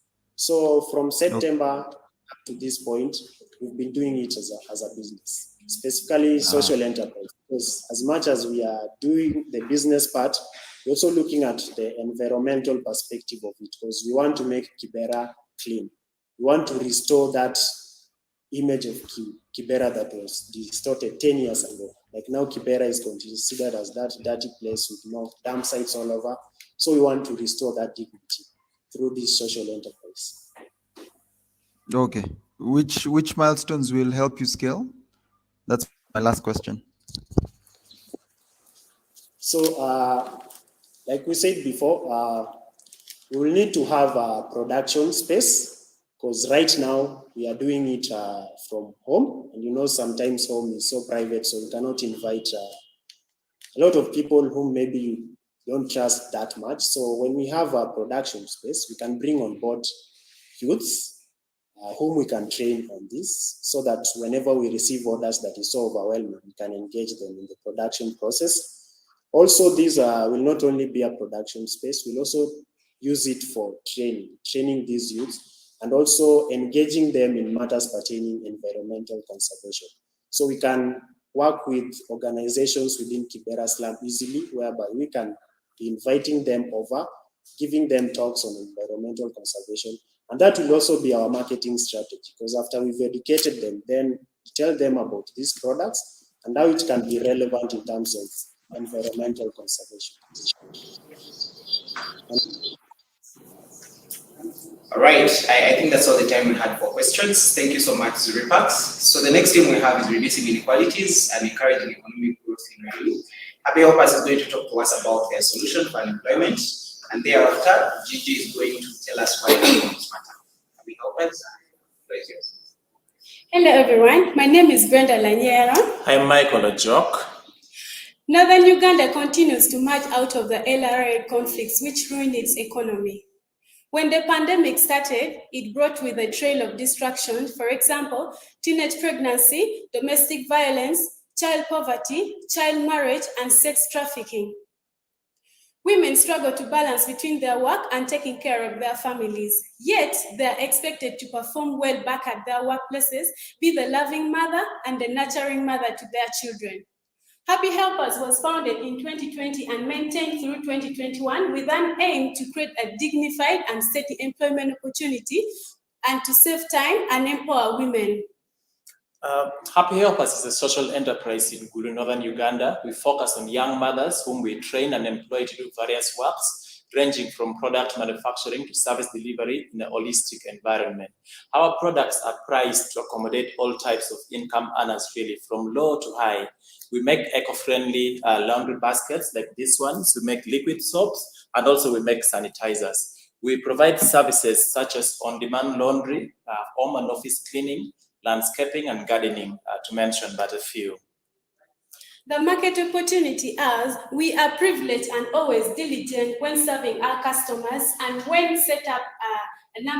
we have set up a number of strategies to reach out our new and our old customers. These are the things that include in the advertisement, like free deliveries, intense social media marketing, referrals, radio announcement, reward to our customers, and we follow standards for continuous commitment and accountability and uphold quality standards. We are a two-in-one solution. We do manufacture our own products, but also we provide services. Our services are on time as we aim at excellence, keeping in mind customer satisfaction and reference to new customers. Globally, cleaning services market is expected to reach 111 million by 2030, and this consists of commercial and residential customers. In Gulu, we have a very booming real estate market. We have very many young people joining the job market. We have many young mothers like Brenda who have to work and be professional, but they are scared of leaving their homes or doing domestic duties. So we come in to fill that gap really. Happy Helpers has 2 permanent employees currently and 3 contractual employees. With the increase in the market demand, we intend to employ young mothers and purchase advanced machineries that is automated and then it uses electricity so that it makes our work very easy. Our future plans, currently we pay our employees on commission basis. So when somebody comes and do work for us, they get a commission. Although once we receive funds from either source, either Give Work Challenge or other sources, we intend to start paying allowances and salaries. Also, we intend to purchase advanced machineries to ease our work and beat our competition. We also hope to get an office space and train more young people, teenage mothers, and those who are former street kids, how to use these machineries. So we anticipate 50% of our revenue to come from cleaning contracts with offices and homes, 30% from walk-in clients requiring laundry services, and 20% from sale of products that are made by some of these young people. Also, we hope to expand our customer base, assign contracts with companies, hospitals, hotels, and individuals to boost our customer base and sales as well. Thank you so much, Happy Helpers. Over to you, Jenny. Thank you, Happy Helpers.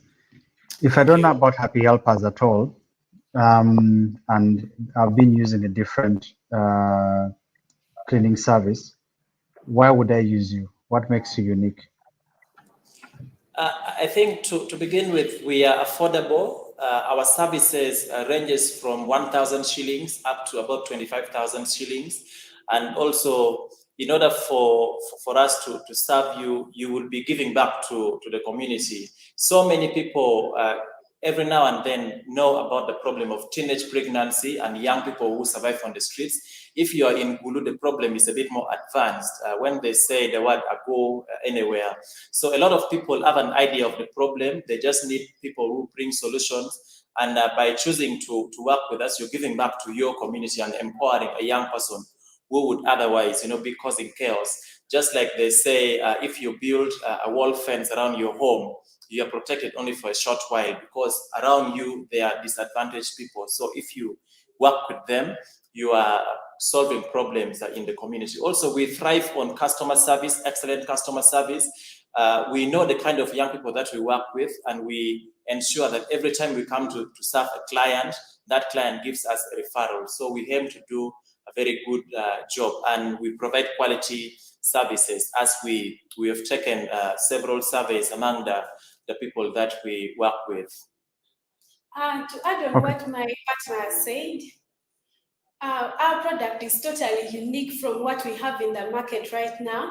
Look at the laundry basket. It's eco-friendly and it is made by our local women in our local area. I'm talking about the vulnerable women and the teenage mothers. Okay, thank you very much. The last question for me is, how do you ensure trust and quality? Because when you're a cleaner, I'm letting you, as a customer, I'm letting you into my house. How do you ensure that whoever has come to clean my house doesn't cause trust or quality issues for you? First of all, that is one of the risks that we face in this line of business. The young people that we work with have questionable characters for someone who doesn't trust easily. So we have a very robust feedback mechanism. We leave our cards, but also we make sure that before we pair a client with the young people that we work with, we have done a lot of background check. You may be aware that Happy Helpers is working in partnership with another CBO called #Gulu. So by the time Happy Helpers get a young person to work with, #Gulu have already done the background check, visited homes of the people we are working with. But above all, also we let the young people that we work with know the need for trust and how that will hand them a more decent livelihood in future. So you know that you can serve one client, because if you get access to a client's office or homes and you see all these good things and you decide to, be a thief, there's a very high likelihood of you ending up in prison. Whereas if you show trust and dependability and you do a good job, then that client will get for you more referrals, and through that, you're able to grow as a young person and earn a more decent livelihood compared to, being referred to as somebody who causes chaos or a nuisance in the community. Yeah.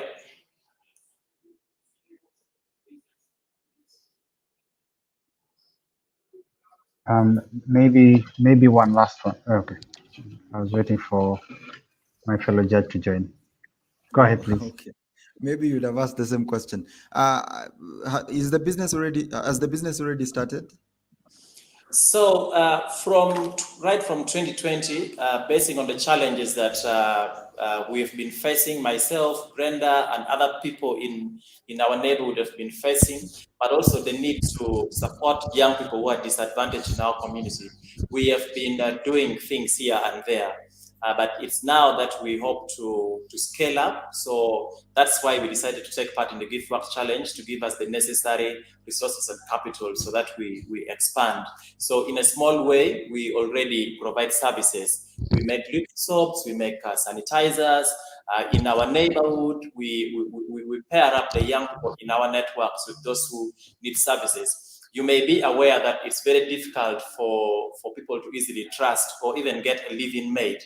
Brenda, sitting beside me here, has a 2-year-old daughter, and from the time her daughter was born up to now, she has changed over 6 maids. So for some people, it's very easy to get a house help to come and do cleaning, cook for them while they take a nap or rest, and then at the end of the day, the person goes back and to their homes. Or you want somebody to just come and take care of your home when you're at work, and then when you return, they leave. So that we have already been doing. With hopefully support from the Give Work Challenge, we would be able to scale up that work which we are now doing.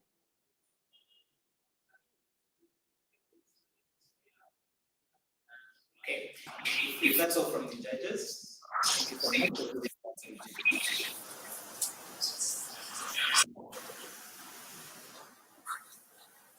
Hello, my name is Miriwa Huawero. I am the founder of Jiji Safi Enterprise. Jiji Safi Enterprise is entirely a waste management enterprise. We basically have 2 types of waste. We have the plastic waste and we have the organic waste. In Jiji Safi, our aim is to improve the livelihoods and the environment of urban dwellers, and also to improve the quality and the quantity of food that is produced in the farms. What do we mean by improving the quality and the quantity of the food that is produced? We take organic waste from the urban centers and we convert it into organic manure. Example, this is a waste I collected from my house today morning after I made breakfast. So I take this waste and transport it to my farm and convert it into manure. How do I do this? I use earthworms. Yes, imagine these small creatures that everyone despises. You should have seen the faces of people in here. They look disgusting, yes, but these things give us everything that we need.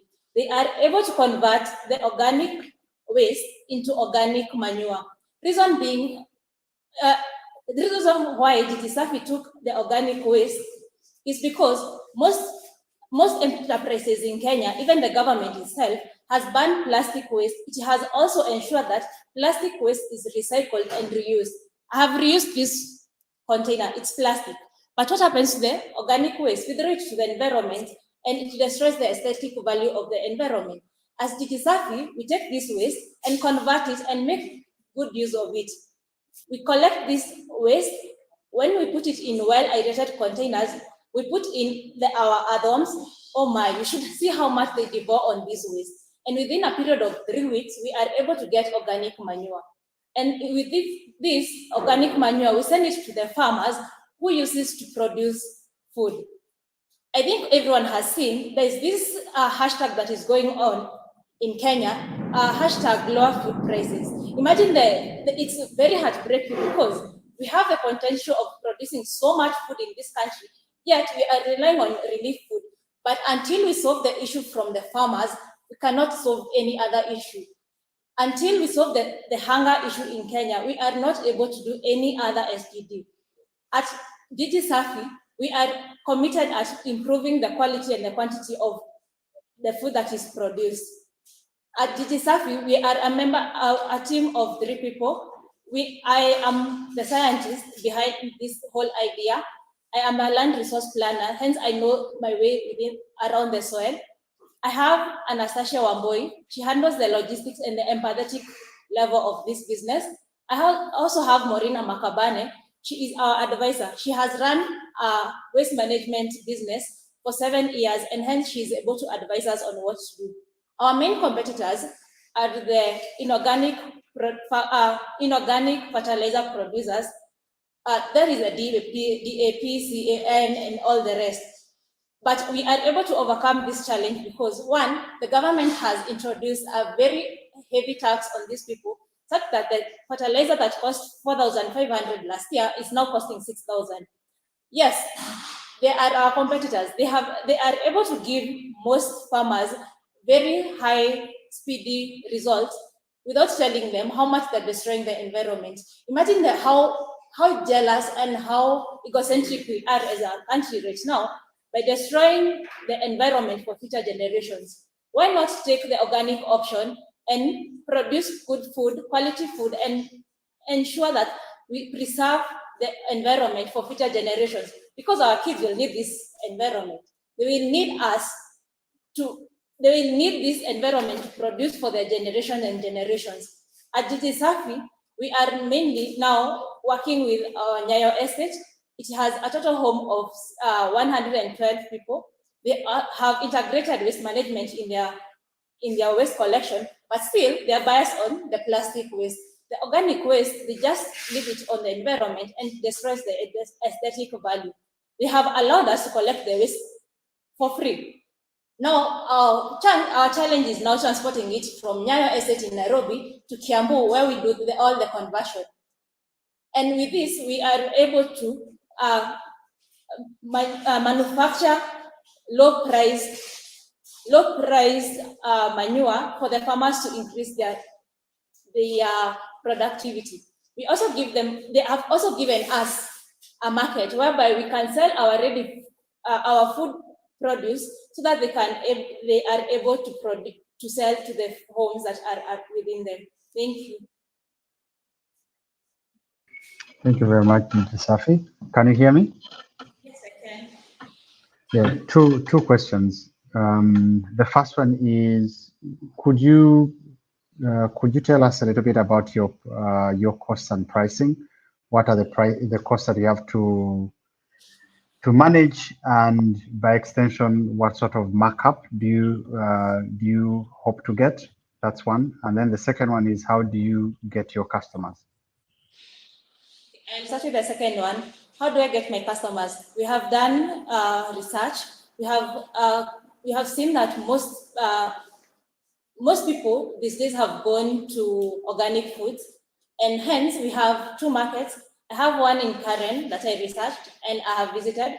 I have another one in Kilimani, but the farmers who are taking their produce there, they do not have access to organic manure.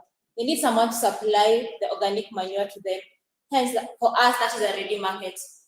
The second question on the cost of production, I buy the worms at 3,000, and I am going to sell each bag that is produced at 2,500. Yes.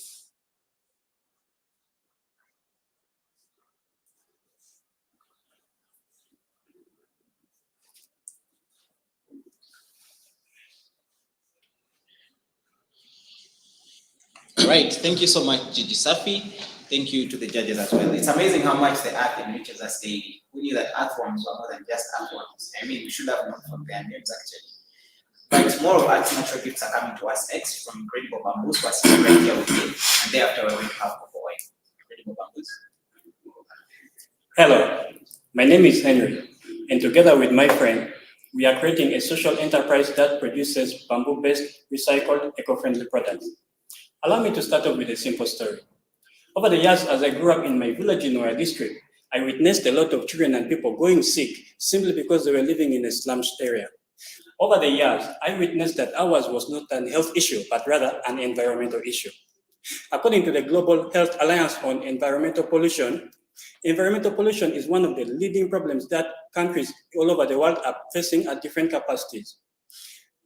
The problem is that a lot of disposable waste are ending up in land and sea fields, leading to a combined 11.65% increase in death of both land and marine life as of 2021. We introduced Incredible Bamboo to tackle some of those challenges.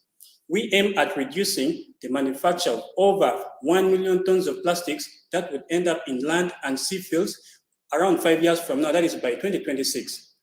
Now, our products, the bamboo products that we create, are going to be household items such as forks, spoons, bowls, as well as personal care items such as hairbrushes, combs, and toothbrushes.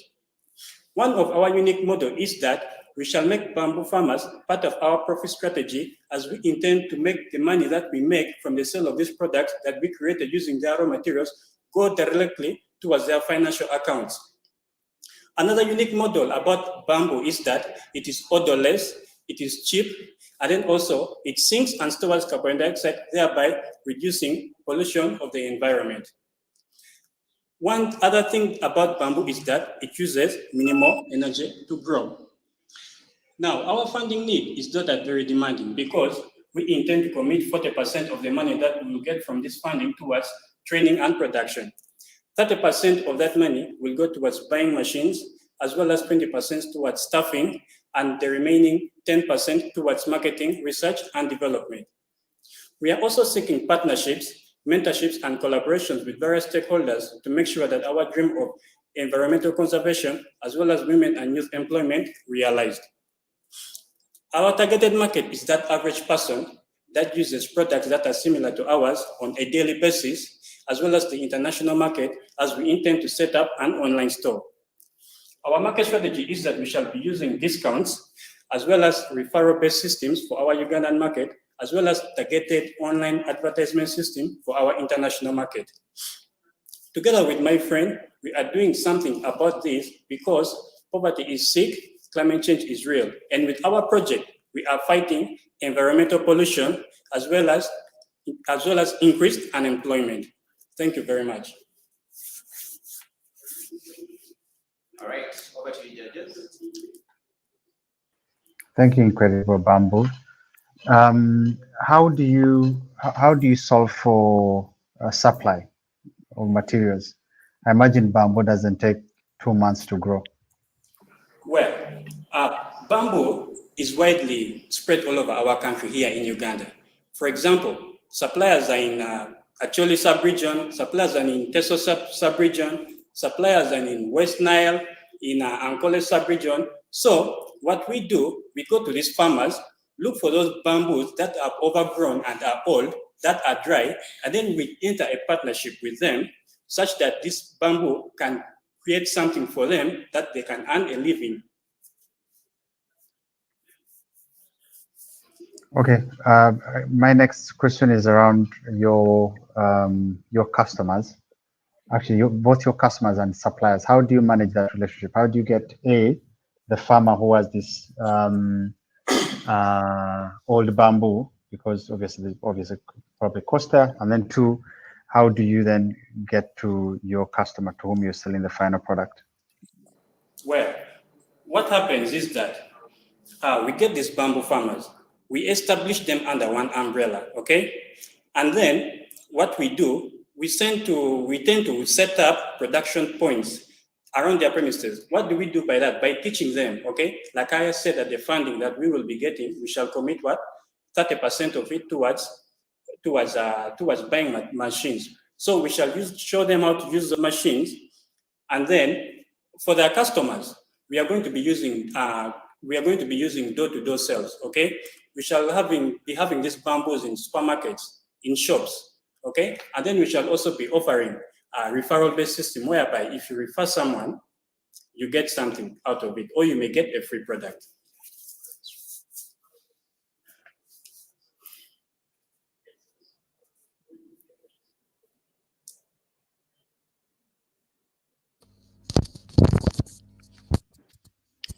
What elements of technology do you have behind your product? Well, let me get some of our products. Well, these are just I might say our prototypes, because this is still a new business. It's a business that has been for 2.5 months.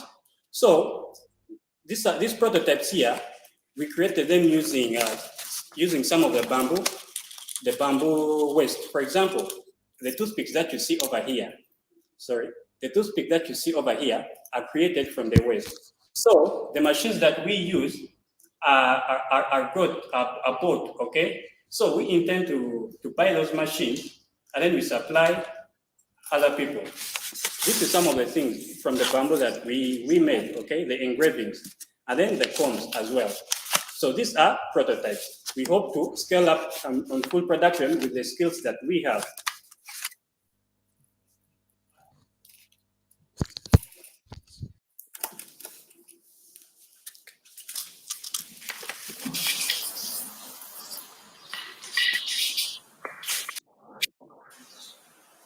Hello, this is Cocoa Oil. Hello, this is Cocoa Oil. I'm Sylvia, the founder. And Kumbuka Franklin, Head of Operations and Production. Cocoa Oil is into the venture of making coconut oil from coconut as a skincare and hair product. Coconut itself as a fruit has so many health benefits.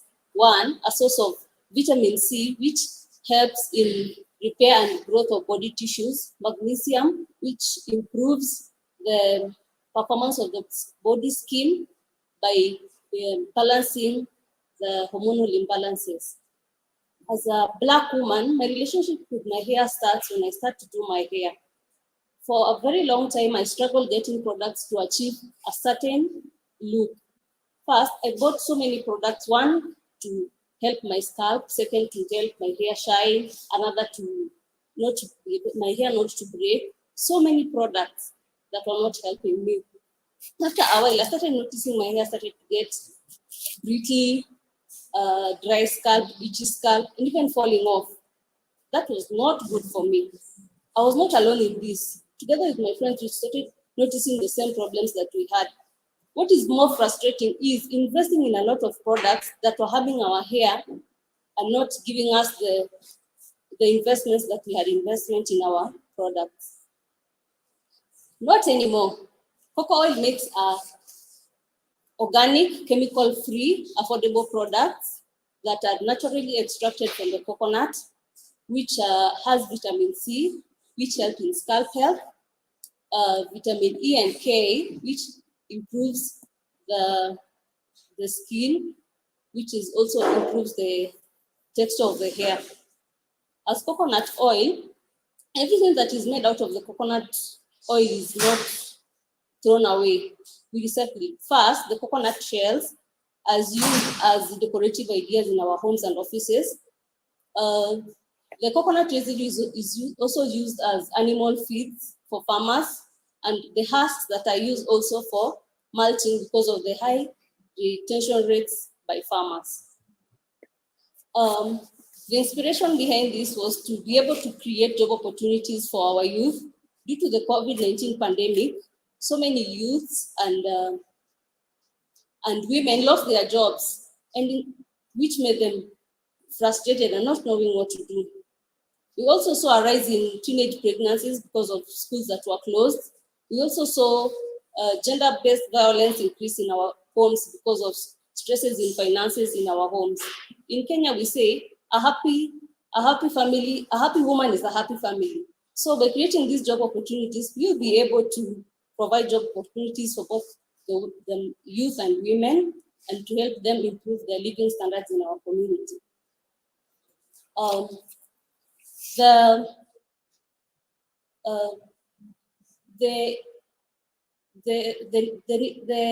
The beauty industry is a very competitive industry because of its so many wide range of products. Cocoa oil provides a product that will be able to provide our customers with products that are chemical free. That is one.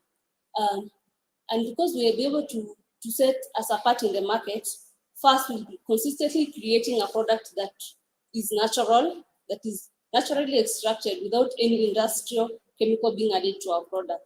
Secondly, we'll be able to create a platform where we'll be able to get feedback from our clients on what our product is like. Secondly, we'll be able to reward our customers in order to retain them. Our market strategies are, because most of our customers are on online platforms, and mostly they are the youth who are embracing the natural look. We use Facebook, Instagram, and also online shops like Sky Garden and Sky Market. We have a team of 3 members. I'm the founder, who is Sylvia Mora, and who is in charge of production, and Franklin Sagini, who is in charge of production of operations, and another who is not here, who is in charge of marketing and also finances. Thank you. Yeah, thank you. Oh, I was hoping you'd go fast this time. Okay, I can do so. Thank you. What's your, actually, have you already started the business? Maybe I should start with that. Yeah, we started the business. We've done a bit from December. Yes, that is when we started our business. We'll be able to produce bottles that we've sold to our friends and close circles within our job areas. Okay, what's your customer retention rate? Like, do you keep customers, and what's the rate of it? Mostly, the method that we use to retain our customers mostly is by giving them incentives. If you buy 2 or 3 bottles, you either get 1 free. That will keep our customers coming back to us. Oh, sorry. Let me ask that question again. How many customers have you gotten so far? Let me handle that since I'm in charge of operations. So far, so good. Since December, we are approximately talking about around 500 customers. That's to be quite precise. 500, that's within our working area, working space, back at home, friends, and people who know people. So currently, we are talking about 500 people, distinct customers. Okay. Out of the 500, how many have come back again? Quite a number, so good. Actually, give me the number, please. The number, it's around 150 to 200 people. Okay, thank you.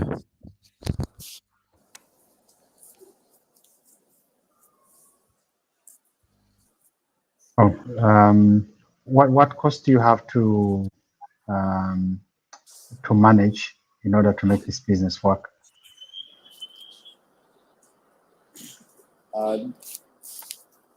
From the start of this business, that was in last year, December, we didn't have that quite enough cost. Started off with a cost of around 50,000, that is to get sample a few coconuts, try to process them, and get the final product, which is cocoa oil, try and feed it to the market, see if it goes. So that was our starting capital, I would say. But currently, moving forward, we have had different requests from different people, some with higher demand, some with low demand. So when it comes to price ratings and how much money for the capital, I'll say we are not badly off. We are around 120 to 150,000, yeah.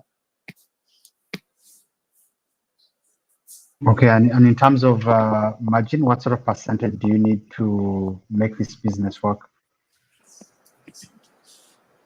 The profit margin. Profit margin. Around, around 60, I'd say.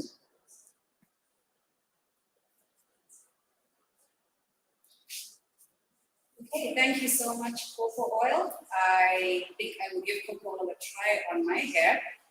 Thank you so much. The next 2 teams coming up are doing amazing stuff as well, like all the other ventures that have been pitching here. We're going to start off with Big Culture. Big Culture is changing lives in Kibera slums by making reusable diapers. So Big Culture will come on next, and then followed by Island Safe Water, who are purifying water in Western Kenya. Big Culture, over to you. Hi, my name is Violet. I'm mother of 2, Aria and Ella, and also the founder of Big Culture Social Enterprise, an enterprise that is committed to restoring the dignity of mothers in the informal settings. So as I said earlier, I'm a mother of 2, Ella and Aria. So Ella and Aria on a daily basis, they have to use 10 diapers, 5 each, 3 during the day and 2 at night. one diaper costs 20 shillings in the local market. That is the Kibera. So you imagine each and every day I have to spend 100 Kenya shillings to buy disposable diapers for my 2 babies to use. I can imagine such a life for a teen mom who's just dropped out of school and they have little to make out of their income, because definitely they don't have income. And also they have to really ensure that their child or their children are comfortable in whatever they're wearing. So at V-Culture, we are making reusable or washable diapers that are so comfortable. This is our insert. It is very comfortable. This is what goes to the skin of your child, and it is 100% cotton. And then we ensure that this diaper is very classy and very attractive. I believe that even you can use this diaper. You don't even need to use a panty on top of it if you want to. And that is how we are restoring this dignity to these mamas who really don't have to go to the clinics, covering themselves to change the baby diaper because maybe the baby soiled on their disposable diapers and they overstayed in it, or they use just their shuka to cover their babies and put a panty on top of it. I believe that if we give this, if most of this mom gets this, they will be even free to allow their children to play around without panties on top of it. So our target market is the teen moms in Kibra. And most of these teen moms previously, based on our research, they were airing their disposable diapers at night because they're afraid of doing this during the day. As during the day, most people will watch them, stigmatize them without really understanding why they're doing this. And the truth is, they're doing this because of harsh economies. We all understand that currently it is so hard. It is so hard to afford that 100 bob for your diapers. And so if you can get an alternative and it is drying your diaper, why not take it? Or if you can get an alternative of using your shuka to cover your baby, it's still an option. So we are giving them an option that can last them more than just one night. So with this diaper, they can use it for a period of 1 year at least, because I've tried it. The first person who tried our diaper was last year, April, and they're still using it, though it was a prototype. So it means that with improvement that we've made in this type diaper, they can use it in 2 or 3 years to come. And imagine, for this one diaper, they only need to spend 500 Kenya shillings. And with this one diaper, it can serve them for 3 years if they take care of it. And imagine, just take a case of me. I am using 100 Kenya shillings to buy disposable diaper. It means that in 1 month, I have to spend 3,000 Kenya shillings. That 3,000 Kenya shillings is equivalent to 6 reusable diapers. And with that, mama, if we can get this 6 reusable diaper, we're able to save for the rest of the months. And if we save this money, we can use it in other things. You know that these teen moms, maybe they need money to buy food in their homes. It can serve them for maybe a year. Or they need money to start planning for their child, maybe daycare or something as they hustle. This money can be used in that area. So who are our competitors?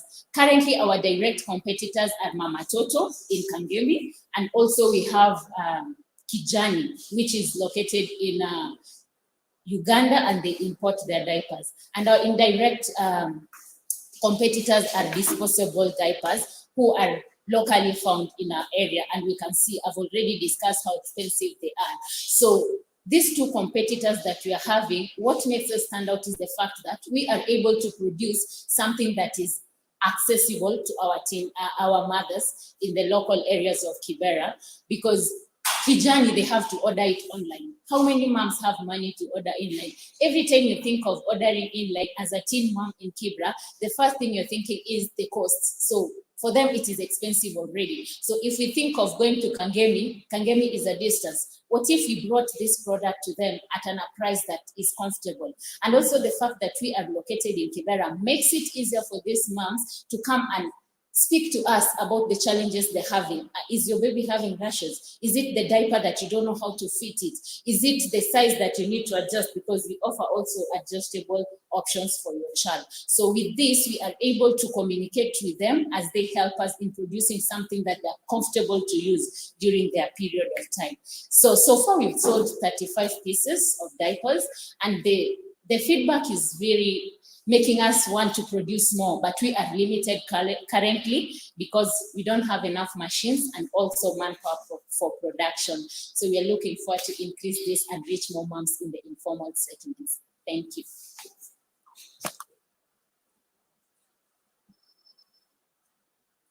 Okay, so quickly, could you give us an idea of how big this market is? So currently we are in Kibra, and in Kibra is made up of 8 villages, and only one village is made up of a population of around 70,000 people. So in this 70,000 people, we have around 50,000 are made of moms, and we know that moms don't just have one child. Some of them are like me, having twins and all that. So we believe that this market can be doubled, and so we are looking into each village having a population of around 100,000. Sorry, 100,000 people that we are going to target in these markets.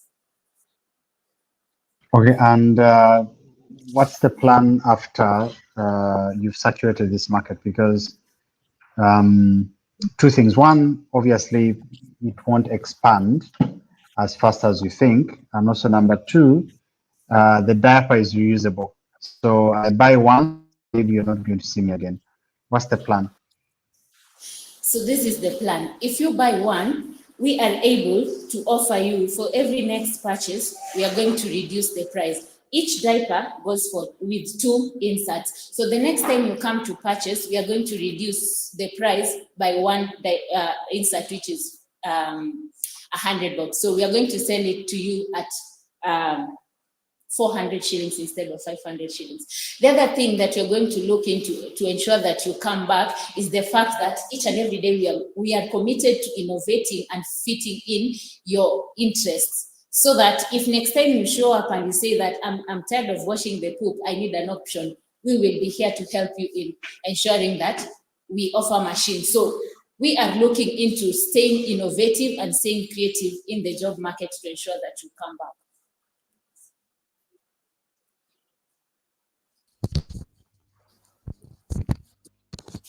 Great. What makes you the right person to lead this business? Good. So 1, I've been brought up in Kibra, so I understand these struggles. 1. 2, I have done my previous work, or what I've done previously has been to train women and girls into social entrepreneurship. This has allowed me to work within Kibera and also ensure that I am able to interact with their problems.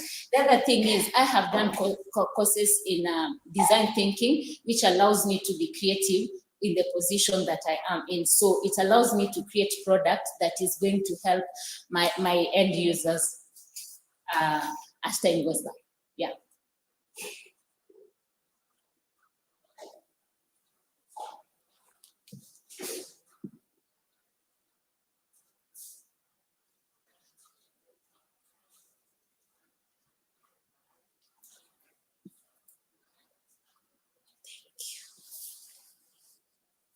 Hello, everyone.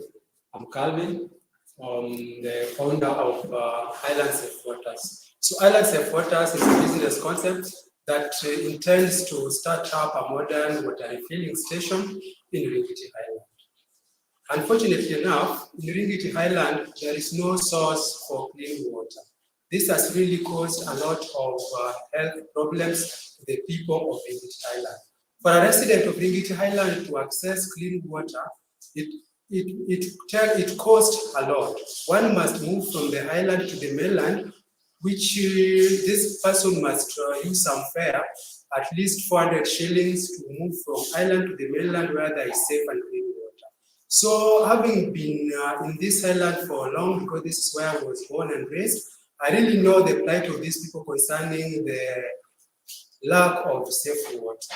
So some of the problems that I noticed in this island was, 1, there is no source of clean water in the Ringiti Highland, either funded by national government, county government, or even the elected leaders. Another problem that I noticed was that there is high spread of waterborne diseases such as bilharzia, cholera, and typhoid. Actually, I've been a victim of such. I've been affected by typhoid, and I've also been paying bills for my siblings that have been also suffering on typhoid. So because of this, I decided to come up with an idea that would save these people from this disease. So I want to produce safe and clean water using the modern water filtration method, whereby I'm going to withdraw water from the lake because water is locally available. So from the lake, I'm going to transfer water to the water tank. Then from the water tank, I'm going to filter the water in our water filtration using the water filter in our water refilling station. So the residents of Ringiti Highland will be coming to our refilling station to get clean and safe water for their domestic and drinking. So after noticing all these challenges, we have also noticed that these people, they have been using or consuming this contaminated water for long. So we have decided to educate them on how they can change their mind and start consuming well-treated water. Because some of them have been consuming contaminated water because they just lack a better source or a better option for contaminated water. Actually, our aim is we want to produce safe and clean water for this fisher folk. And two, we also want to expand these water services to other neighboring islands around Victoria. Then we also want to create employment for the people who will be working in this our water refilling station. We also want to improve this, the hygiene of the people in this island, because so far there is very poor hygiene in this area. So our goal and our request, we are just requesting for funds to enable us purchase a modern water treatment machine that is going to be used to filter water and produce safe water for the people of Ringiti Highland. Thank you.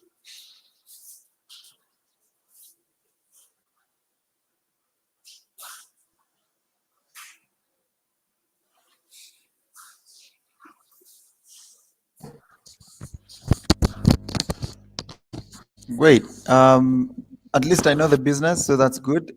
What makes you how exactly are you planning to compete in the market with other water guys being around? Fortunately enough, there is no any entity that provides this service in Ringiti Highland. These people in Ringiti Highland, they just draw water from the lake and then consume it raw as it is. So there is no competitor so far.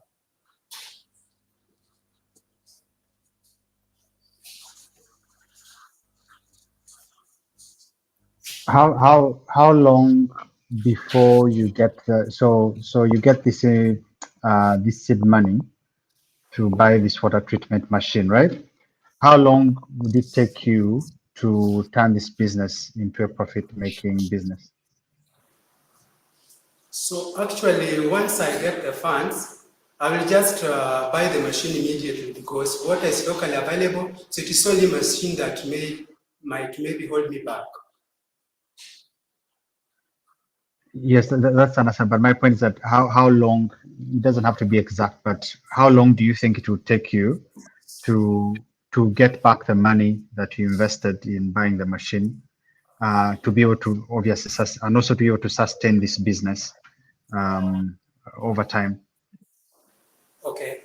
In Ringiti Island, there are about 3,000 people living in this island. So my projection is, like in a day, I can sell up to 500 liters of water, of which 1 liter will be selling at 20 shillings. So meaning in one day, I can sell up to 10,000. So within a span of 1 year or less, I shall have got the profit out of that. Okay, thank you very much.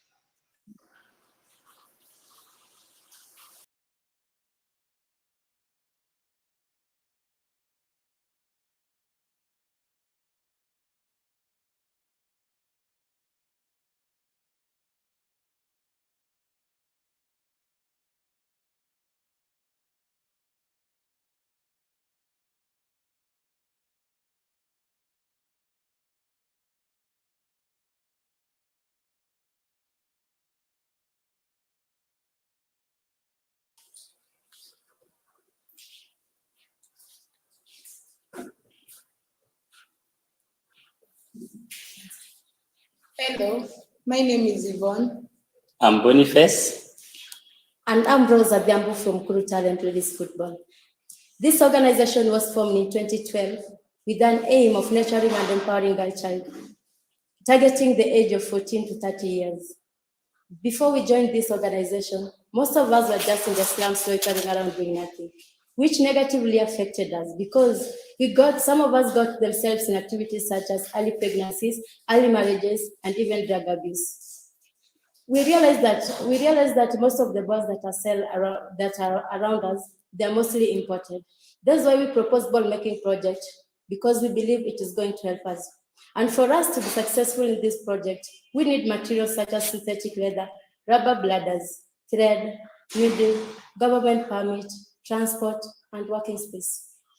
Our immediate market are hundreds of clubs, schools, and institutions who are around us who are really struggling to get these balls. And because we are also in football arenas, we will also be able to supply these balls. When we start this project, we will be able to supply this ball to our fellow footballers, which will be good for them.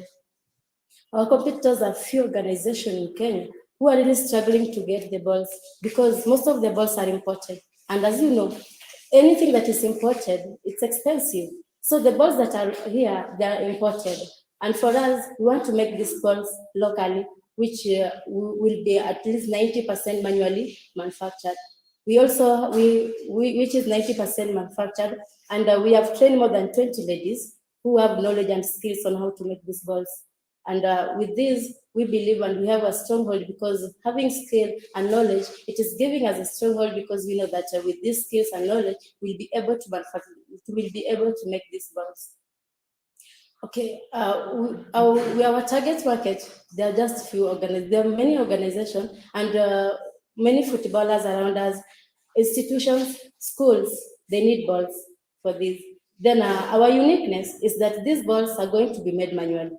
90% manually, they're going to be made manually. And also we'll be able to use our team, which is a large team that we're having. We have footballers, so we have a large team. We are going to use them to give these balls, to sell these balls from door to door, whereby our customers will be able to get these balls from us from door to door, which will reduce on their expenses on transportation. We've also partnered with Kenya Football Federation, who have promised to help us in marketing our balls. And we have around us in the slums of Mukuru, we have a radio station, Ruben FM, who have promised us to air our project online, which we believe that it will be of help to us. And also our team we are our own entrepreneurs, so we'll be able to entrepreneur our balls to the customers to make sure we get this dream. With this one, we believe that in slums we have a lot of problems that we are passing through. But with this project, we believe that we are going to cut off, we are going to reduce some of the negativity like idleness. We have to reduce the idleness because most of the ladies are just idle in the slums. But with this, they will be busy manually making the balls, so they will not have time for idling around, which will lead them to negativity. Then also on transportation costs, we will cut on expenses like transportation because our customers will be able to reach our customers from door to door, hence cutting off the transportation costs on them. Unemployment, most of the ladies are unemployed, which is very negative on our side because they are getting themselves in activities that are enabling them to lower their dignity. So we'll employ most of them, will be employed, hence be able to satisfy their basic needs. And we are also in football, and as a team, we need to grow. So we believe that after we start this project, it will help us as a team to grow, at least to honor. We will be at least when we go for games, we can cater for our transport, we can cater for our lunch, and even basic needs that we need. We have also a junior team that is growing, and we believe with this project, we will help them in their basic needs like sanitary towels, and also the skills that you're having will be able to help to keep the knowledge to their junior teams to enable them to grow. We are seeking into getting this fund because we believe with this we'll be able to, with these funds, we'll be able to get the materials that we need because most of the materials are bought. So we'll be able to get the materials, and also it will give us that morale of doing this work. Thank you.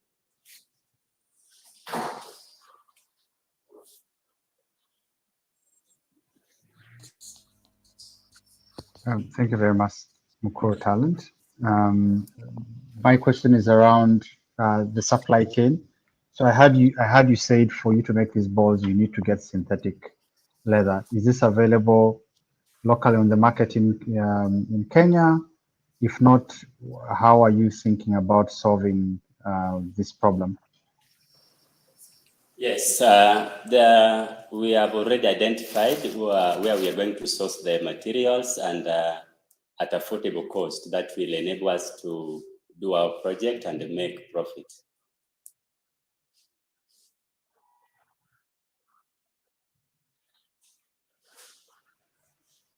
And speaking of profit, how do you think you arrive at this profit? What is your cost structure like? Yes, our cost structure is like this. The materials we'll be needing to produce for the first time we are planning to start with 500 balls. That will cost us $1,300. And after selling these 500 balls at a cost of 1,200 Kenya shillings each, we'll be able to sell 600,000 shillings after for 500 balls. And this will take us for the first 30 days, because we have already trained 20 ladies who can be able to make 3 balls each of them per day. So within 30 days, they will be able to have finished at least the first 500 balls. Okay, thank you. Super. I love what you guys are doing. I think that's my only comment for now. I really think there's potential. I would like to see more thoughts on the business, definitely. But I really think there's potential, because you're also not the first one to do this, especially within the slum areas. I would also like to see it outside of there also, so that as you build inside, you also build outside. Good stuff, guys. I hope to see more of this.